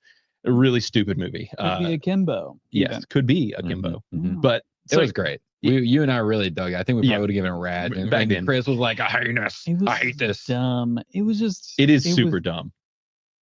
There was no essence to it. Oh, there was essences. It's a vibe for sure. It has an 80% on Criticless right now, and we even have an official score. It's by 10 people. So, and it's on Prime Video, and it's on the cock, so you can check it out on the cock. I'm in the minority, and that's fine. Hey. I'm used to it. Yeah, hey, it's not going to be a movie for everybody, and this one might not be a movie for everybody. Like I could think about, definitely won't. Like for example, like my dad loves action movies. If he saw this, he would be like, "That's the dumbest shit I've ever seen, and it was so gross." I feel like he would be that way for the first half, and this is where I like disagree with you as far as the second. No, wait, I'm sorry. The last third. Somebody Yeah, mentioned was a good set in the last third. last third of the movie. Like, I honestly feel like the first half of the movie was pretty boring. But like once he found his nutsack and like started doing shit, threw caution to the wind. It was fun. Yeah, because the whole thing is just his not being able to feel anything. Matt mentioned him being a bubble boy, and it's just him being okay with not caring what happens to himself. And that's really where they lean into it. And I liked that last bit too. I thought it was fun. So I think I like it. I think we're 2 rads or 2 upper rads and a decent. So not a bad place to be. I think we should go ahead and move into spoilers because we're all kind of tiptoeing around all of that stuff pretty heavily. So we're gonna go ahead and run the spoiler bumper, and guys, just if you don't want this thing spoiled, just beware. So all right, so into the spoilers. The big thing that we were talking about that I want to touch on first is the fact that I was mentioning the script and the fact that there are twists and turns in this movie that I wasn't expecting. The first one we really get, so as the movie's chugging along, he meets the love of his life. He's never dated anybody. He's never he got pulled out of school. Basically, most of the people with his condition die in their 20s, and his parents were basically like, look, you can't go out. You got to be super safe. And they really lean into that. He's this very careful guy. Literally, the pencils on his desk have like little, stoppers on the end of them. And he's got tennis balls on the ends of his desk. And his life is just very protected. Yeah. And so drinks everything. You're right. Nothing solid. Yeah. No, not, which is a cool aspect to it. And I feel like it's probably a real life thing. Yeah, if you were to have this, because the whole thing is that you would eat your tongue potentially and cause a real mess. And so that would be terrible if you couldn't feel anything at all. So essentially he meets the love of his life. And after that happens, they basically work at a bank and the bank gets robbed. So we find out a little bit later that the love of his life, the one who he has just decided to throw caution to the wind for and save her life, he is going to he just goes to hell and back murder people for her. Oh yeah, literally, accidentally for the most part, defending himself, murdering people accidentally on purpose. Yes. I think that's like a Counting Crows song. Yeah. So yes, he does do that. But so then we find out that she is actually connected to the bank robbery, which got people killed, and he was involved. Is that the plot twist you're talking about, Chris? The one that you were surprised by? Did that one surprise you? Yes. That one surprised me as well. I did not see that coming in at all. I had a feeling something was weird. Really? Not at first, but like somewhere in the halfway mark. It was just, because he took his mask off in the car after they killed the manager. Yeah. And then he takes off his Santa outfit in the car with her in the car. And I was like, that's weird. Right. And why would you keep this hostage? But you weren't like instantly like, oh, she's involved, because they played it for a while.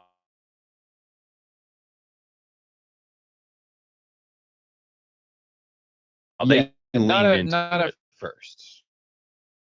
Yeah, right. I mean, then like, oh, she's fucking related. Because she was clearly super upset and shaken and like pissed while she was in the car. Right. Which you then find out makes sense because the robbery went off the rails. No one was supposed to die. It wasn't supposed to go so sideways. And her brother, who was involved as well, is an actual psychopath. Yeah. And so, yes. And so that twist, I was just like, holy shit. Like, I didn't imagine this movie having this many layers. Like, this is, even if it was just that kind of twist alone.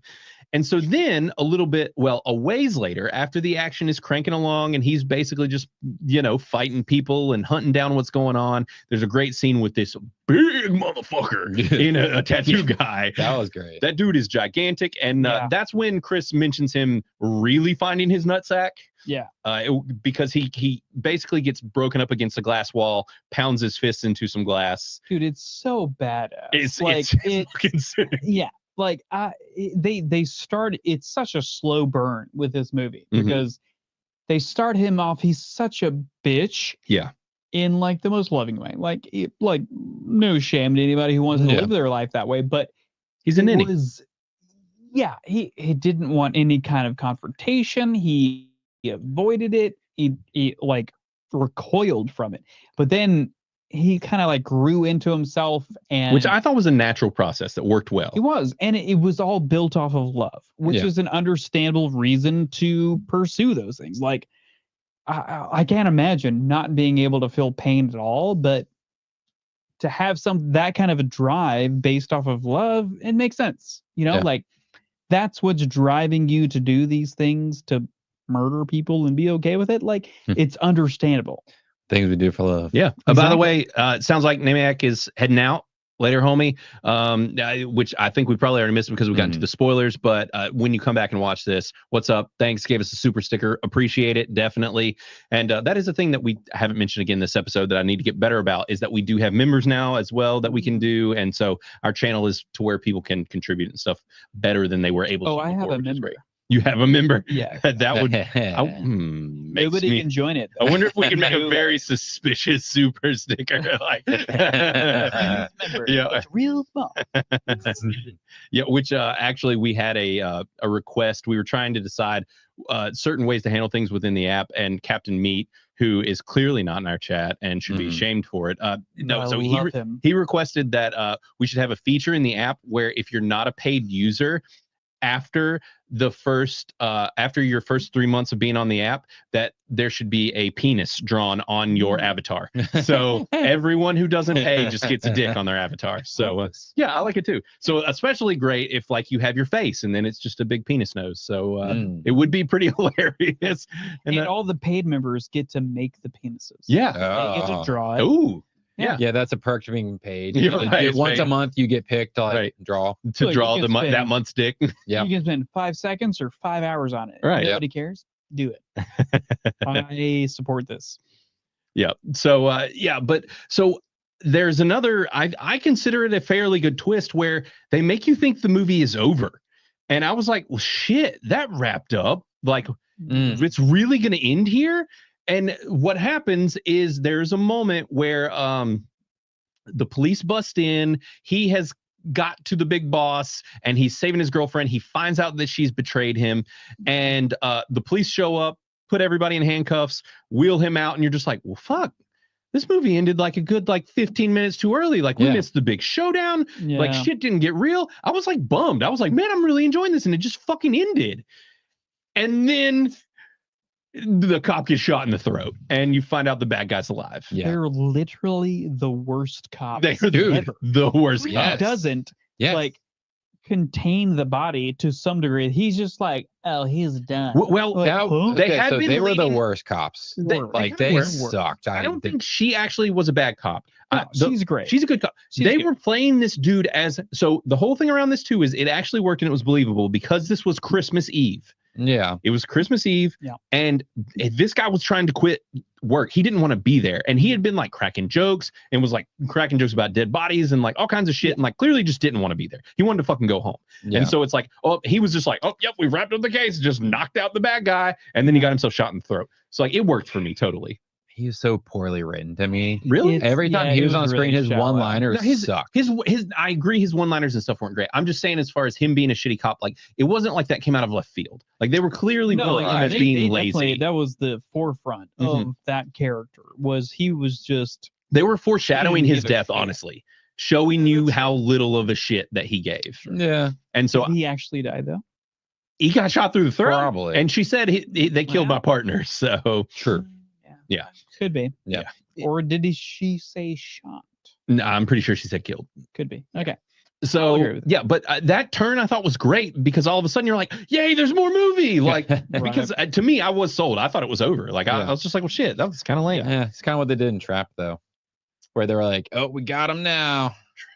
Oh, well, be careful about spoilers for Trapped. Well, we don't want to we get shamed for spoilers. I've been notorious for doing those. At this point. Yeah, the band. It's been out forever. It has been out a little while. So, yeah, I mean, I thought that was really cool. But then there's the third gotcha. And I saw it coming from a fucking mile away. Yeah.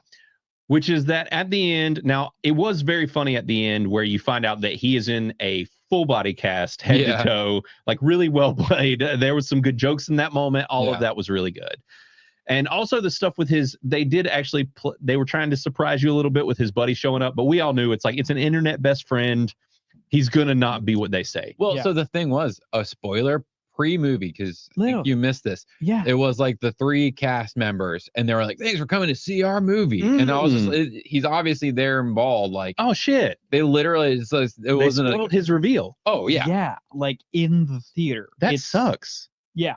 That's like a part of the movie. Now, granted, I knew who it was going to be because the second that he was on the when they were playing video games, I was like, I know whose voice that is. Ned. And Spider-Man. He's Ned. Tom Holland is somewhere around. Yeah, exactly. And so we were talking about typecast people. Ned from Spider-Man, who is it's Jacob Batalon, just instantly like you're like he's playing the same character he always plays. So good for him though. Yeah, I mean, good for him. Killing it. Yeah, he's a good job. I think he's fairly funny. Like some of his stuff in this worked, some of it didn't. It was very similar stuff that we see from him. Yeah, honestly, I thought he was probably one of the funnier elements. Yeah, because I mean, his quips were just better timed, I guess. He had a really good one when they were playing video games, and he was like logging out, and he was like, just, "Oh, go fuck me." Yeah, I guess I'll go fuck myself. Yeah, that's what it was. Yeah. He was just like, I gotta get off the game. Oh, I guess I'll go fuck myself then. Yeah. Like, and it was just perfect. Like, it was really good. And that's like an actual genuine response from people that you play video games with. Exactly. So there were some moments like that I think did work really well. And but at the end, basically, he's in the full body cast, and they've solved the crime. Everybody's saved for the most part. You find out that the lady cop didn't die, and then they're like, they don't show you the girlfriend, and it's like, that bitch is in jail. Yeah, it was not a surprise. No, so there was so many things that I called for. I knew he was gonna kill somebody with his bone. Yeah, me too. It was still cool. Knew it. Me too. 100%. Me too. I mean, if they didn't do that, it would have been really disappointing. Yeah, well, exactly. So that is like the they had to problem do with it. that. They did. Yeah, and to be fair, it's pretty badass. Well, and it was kind of one of those Chekhov's gun situations where they're like, they've teased the thing. You can't have a giant bone like that sticking out on a man who can't feel pain and not have him murder somebody with the bone. Right. Yeah. You can't. Yeah, a boner kill. Yeah. It's always that's good. Enjoyed. Yeah. Oh, there could have been some fun they could play with. They didn't make any actual dick jokes in this movie, which is surprising for someone who can't feel pain and stuff. They didn't no like nut shots. Exactly. That would have been great if this right. Some low hanging fruit. Yeah. But yeah, they didn't lean into it, which I'm kind of surprised about. But they acted like it was going to be this big reveal. They literally, when they go on their date, the background is blurry, all this stuff, and you're like, she's in jail. Yeah, it's 100%. In jail. Not even. There was no surprise there. Whatever. None whatsoever. Yeah. So yeah, that was a little bit of a bummer there. And Sin and Was It Good? They're in here chatting about also kind of the stuff that was obvious and or wasn't. And basically said that like some of the characters could have been written a little bit better and that type of thing. And there definitely was some of that, but I think story-wise it stood up pretty well. At least we got some surprises, which can be hard because sometimes in movies like this they really try to go for surprises and you're like, but for the most part, it all worked pretty well in here for me. So I think it sounds like Was It Good is kind of right in that same realm as we are. So I think this is a squarely rad movie. I think that is probably where it will end up with most people. And the thing with, like we were talking about with Rotten Tomatoes earlier, everybody knows the review scale is broken as shit and doesn't work. It's a thumbs up or a thumbs down. And that's the thing where it's like, I don't see a bunch of people being like, this is trash, this sucks. At the very least, they would be lukewarming up as far as critics go. So it makes sense that it would be a very high positive score if that is the case. So versus ours, which is based off of individual numbers all being added together and makes a lot more sense and averaged together. So yeah, I'm not surprised that it is that high. Well, I'm not really that surprised that it's that high, and I'm glad that they're liking things like this that are a little more edgy, at least, because there was a time where they would even turn on stuff like this just for stupid fucking reasons, or because it's like they used to literally get mad at things because they weren't political enough, and because like there wasn't a political statement to be made. And it's like in this, if it had come out in 2020 and with the cop deaths and stuff, it's like if they didn't like have multiple lines in it about that, then they would be like mad and be like, this is bullshit because they didn't talk about defunding the police, like, and you're just like, what the fuck are you like? What are you talking about? Yeah. And they used to do a lot of that shit. So this is one of the few movies though that's kind of like a plain, because that's the interesting thing about this movie. This is just a plain dude with no special skills besides he can't feel pain. Decides to fight. Well, and he's intelligent. That's what I like. They played it well where they're like, this is a shut-in who like he's smart, he knows about medicine, he's clever, and so they lean into that because you're like, of course, if you just sat around your house and played video games and read books all day, you'd probably be pretty clever. Yep. And so if only I read books, then I'd be clever. There you go. Which do you think he can wink it? Because if he can't feel pain, and they like touch on in the beginning, and he's like, "Can you feel this? Can you feel that?" I'm like, "You probably can't." So here's what's the thing. difference between feeling pain and getting your hair pulled? So like, exactly. Right? Yeah. It's more because he was like, it's just pressure. Yeah. So, but clearly it was a thing where he could get aroused. Yeah. So, and that doesn't take being able to feel technically. So right. That I think was what they were getting at. He's like, I can still throw the D around, but like, but I don't feel it. But I'll be rock solid looking at some boobs. So that was pretty much the whole thing. Which it was an interesting thing because like if they hadn't given that little bit, you would be wondering. You'd be my asking. first thought. That was literally like a minute before they brought it up. I was like, man, I wonder if we can get a boner. Right. I wonder how hard he gets. How hard? Because he has to pee. He has to tell himself to pee. Like that was a really clever thing. Was when like that he has to literally tell himself to pee or his bladder will explode. Like that's a clever thing. Yeah. But is that related to feeling in that sense? Like, it is my bodily response to me needing to pee based off of a feeling of pain, pressure, I think I guess like, it is. he feels pressure, like sure, but couldn't he do that without a reminder? Stamp? I don't know. It sounds like internally. I never. Well, okay. Well, I'm like driving on a fucking long ass haul. And you're like, I'm not stopping. That's your body telling you need to go because it's about to burst. And that's the thing is his body would never reach that point, and so then he would just be like, I can still know that I need to pee before feeling pain. So, right, but still you feel uncomfortable. You feel a feeling of having to pee, which sounds like you can't feel. So we don't know. That's the weird thing where they pressure. kind of tiptoed around that. Pushing And I down think they on were me. like, this is a gray area that we're just going to pretend he can feel some things to make it so it seems like he can have sex. Right. But then maybe not. Oh, he can. I guess we'd need to just research the disorder. I don't know. Right. It would be an Viagra interesting. is a thing. Now, I will say there was one moment in this movie. They handle all of the like the kills. There's a lot of clever things with how they do it, and I'm like, oh, that would work that way. That would happen that way. Yeah. There was one thing they did in this movie where I was like, you fucked that up. That would not happen this way. It would not play out like this. And it's that they sprayed fucking bear spray inside of a house with the windows closed. And he was okay. Everyone he was wearing just a motorcycle mask. Yeah. And I was like, that does not vent air. Like that is not going to help you. Novocaine would have still been fucked up too. Oh yeah, like because your body still has your eyes would get blurry, and like even if you didn't feel it, your respiratory system has your nothing throat to do would with close your up. pain tolerance. Right. Like, your ability to breathe. Yeah. I think they should have tried this first. They should have been like, all right, you guys come here. Right. Whoop. Well, and so I know someone personally that actually what happened was they were in a bathroom. It was a girl that I went to high school with.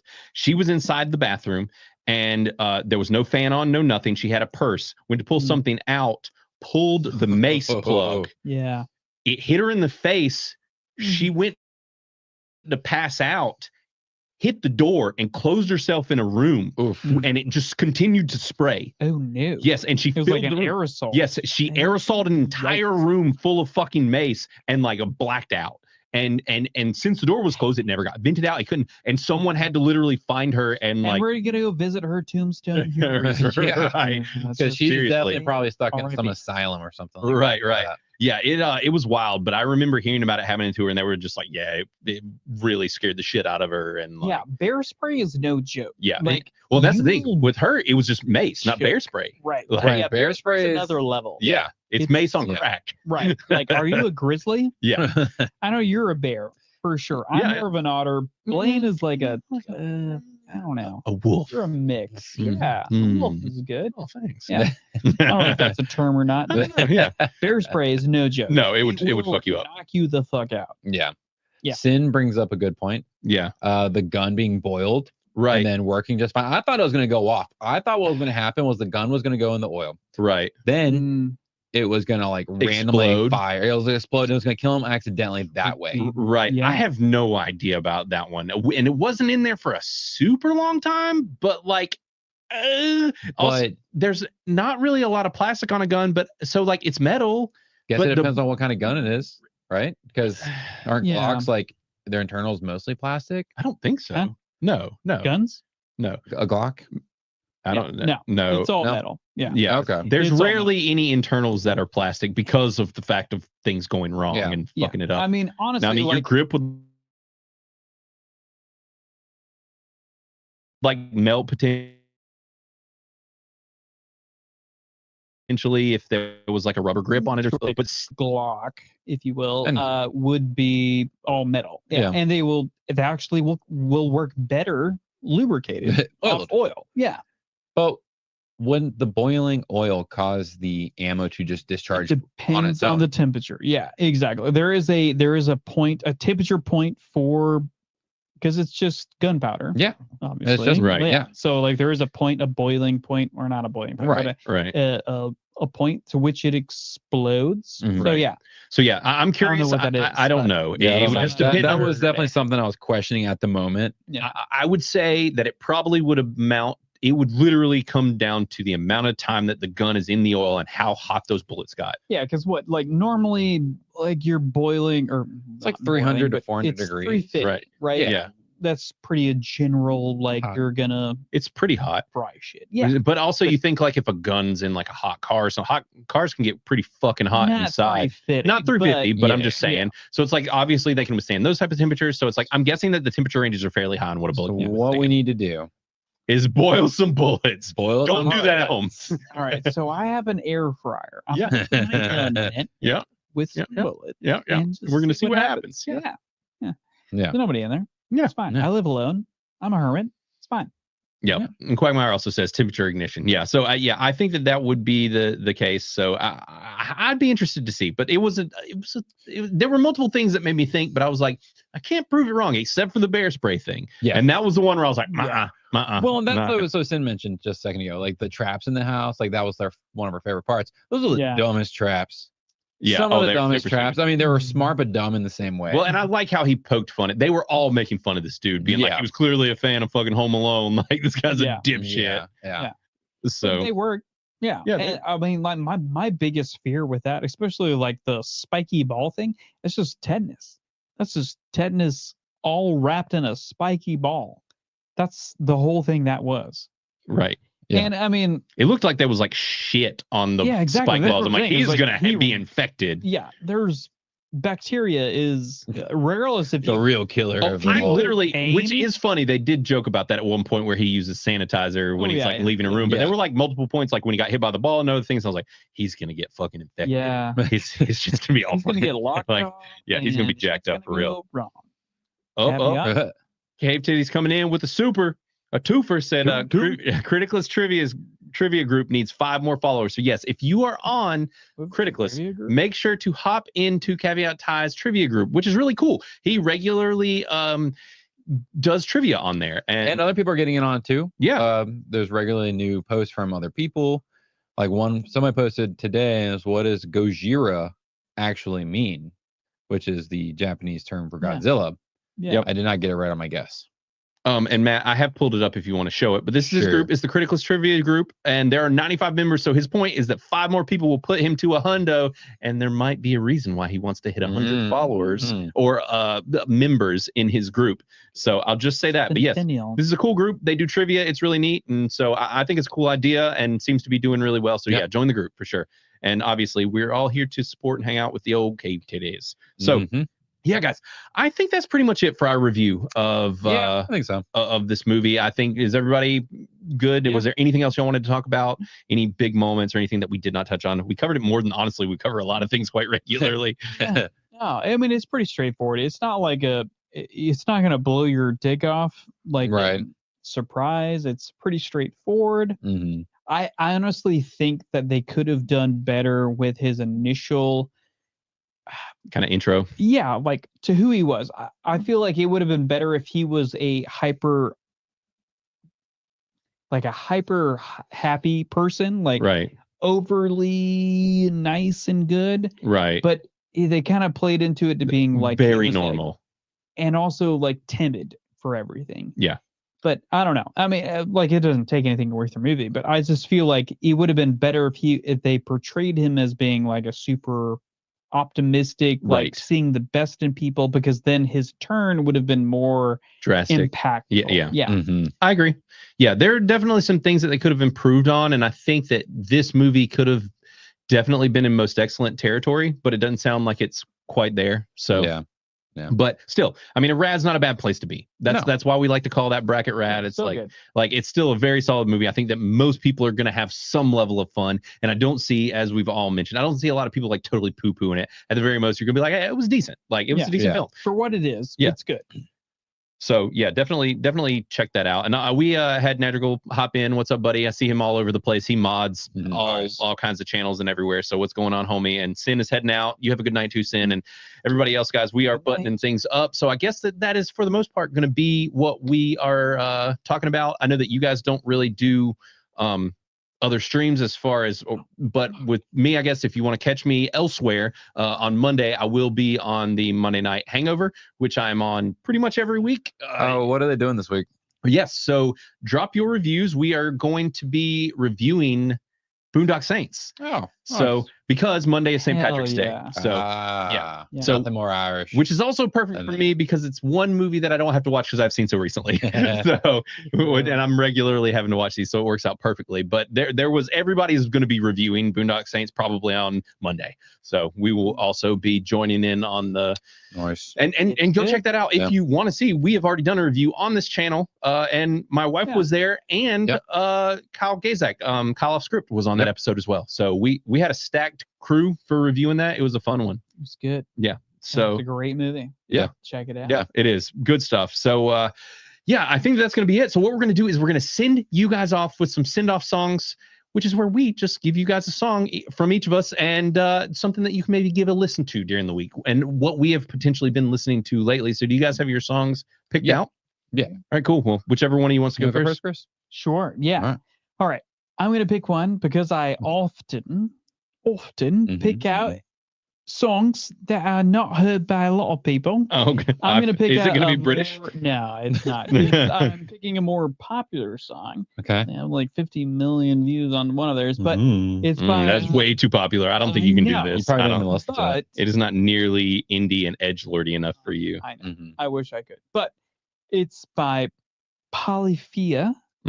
I could be pronouncing that wrong, but I feel like a lot of people know this band, and it's music for music nerds, like people who enjoy like the nuances of music, because there's no lyrics involved. It's all just, well, for this specific song, but it's Polyphia. Goat is the name of the song. Nice. But it's just fucking rock. Like there's solos. There's not just drum solos. There's just guitar solos. There's all the solos. So what genres? Is it like 80s rock? Like what are we talking? Like, no, it's like experimental rock. Like, it's pushing the edge of what music can be. So it's really just music for music nerds. Okay. So if you're into kind of like how prog rock is. Yeah. Like well, that has a bad connotation that's involved with it, but yeah, I understand what you're saying. But Polyphia, it's Goat by Polyphia. If you haven't heard of it, it's just a good fucking like listen to wonderful music done well. Nice. Yeah. Interesting. Nice. Oh, and Caveat Ties came in. Let's see. With I'll let you read that. And thanks for letting me read that. He's recommended a Rusant Mein Holzleben. This is how we get canceled. Yep. By Mozart. Yeah, he probably had me say something terrible in German. And he said Zade Opera.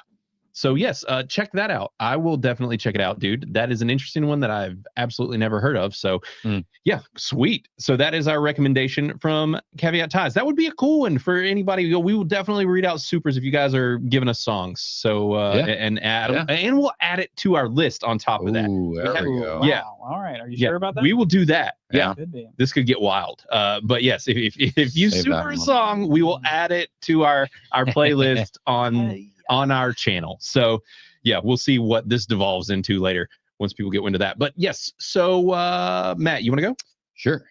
So my song is called Bad Seed by Wargasm UK. Okay. And it's like the opposite of what Chris just said.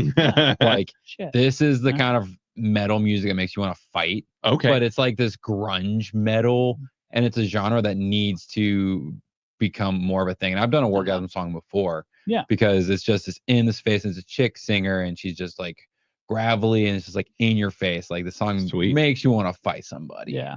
And it's just like Hell yeah. It's good shit. That sounds awesome. Yeah. So, and what was the name of that again? The song's called Bad Seed. Bad And Seed. it's called Work by Wargasm. Okay. UK. So it's in the title. Like you're gonna fight. It's Right. orgasming all over the place. So, I like it. So, yeah. It's the type of music we listen to in our Dick Punch Club. yes.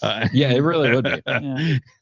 So I got a upper and a downer here for upper of a song, downer of some news. I'm doing a Paul Cawthon song this week. It's been a while since I've done a Paul Cawthon song. Chris probably doesn't know this, but Paul Cawthon has disappeared from the internet and pretty much from everywhere recently. He died. He is not dead, but he does have cancer. He just announced today. So Well, that's beatable. yeah, it is beatable. So it's a bummer though. That did come out today. He kind of put out this heartfelt video and was basically like, hey, that's what happened. I just had a scare, didn't know what was going on. They ran all these scans, whatever, found that I had cancer. If you don't know who Paul Cawthon is, he's a modern, more of like a country, but I don't even know how to describe his type of country. It's like it's modern, but also very old school.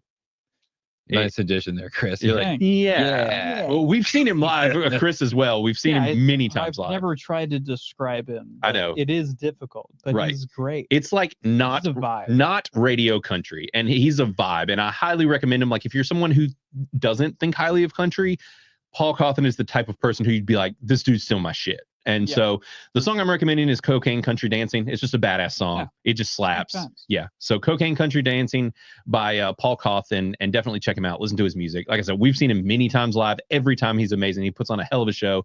He did put on much better shows when he was on drugs than off drugs, but still all of his shows are great. As what happens with many rock stars. The Tyler Childers. Yeah. Oh yeah. He went way downhill after he quit doing drugs. But as it happens. But isn't that how they figured out he had cancer? No. Wasn't that like they thought like it was like the drugs and alcohol, and he like stopped doing the rehab to get rid of that, and he was like, wait, I'm still he said that he was on the bus and like literally lips turned blue, all this stuff, like something happened. It could have been related to drugs. I do not know. He didn't say, but he was like, I literally immediately flew home. I wasn't feeling well, blah blah blah, and then they found this. So I don't know. He didn't mention drugs at all, but you know. And I have a shirt that I regularly wear that says "Free Paul Cawthon." It's because he got arrested in South Carolina for having drugs on his tour bus. Fuck South Carolina. Yeah, fuck South Carolina for real. They suck. They're definitely hands down the worst Carolina. We are the superior Carolina. They're the turd that ran down the leg of North Carolina. Absolutely. And if you disagree, then you can come to our Dick Punch Fight Club and we'll fight it out.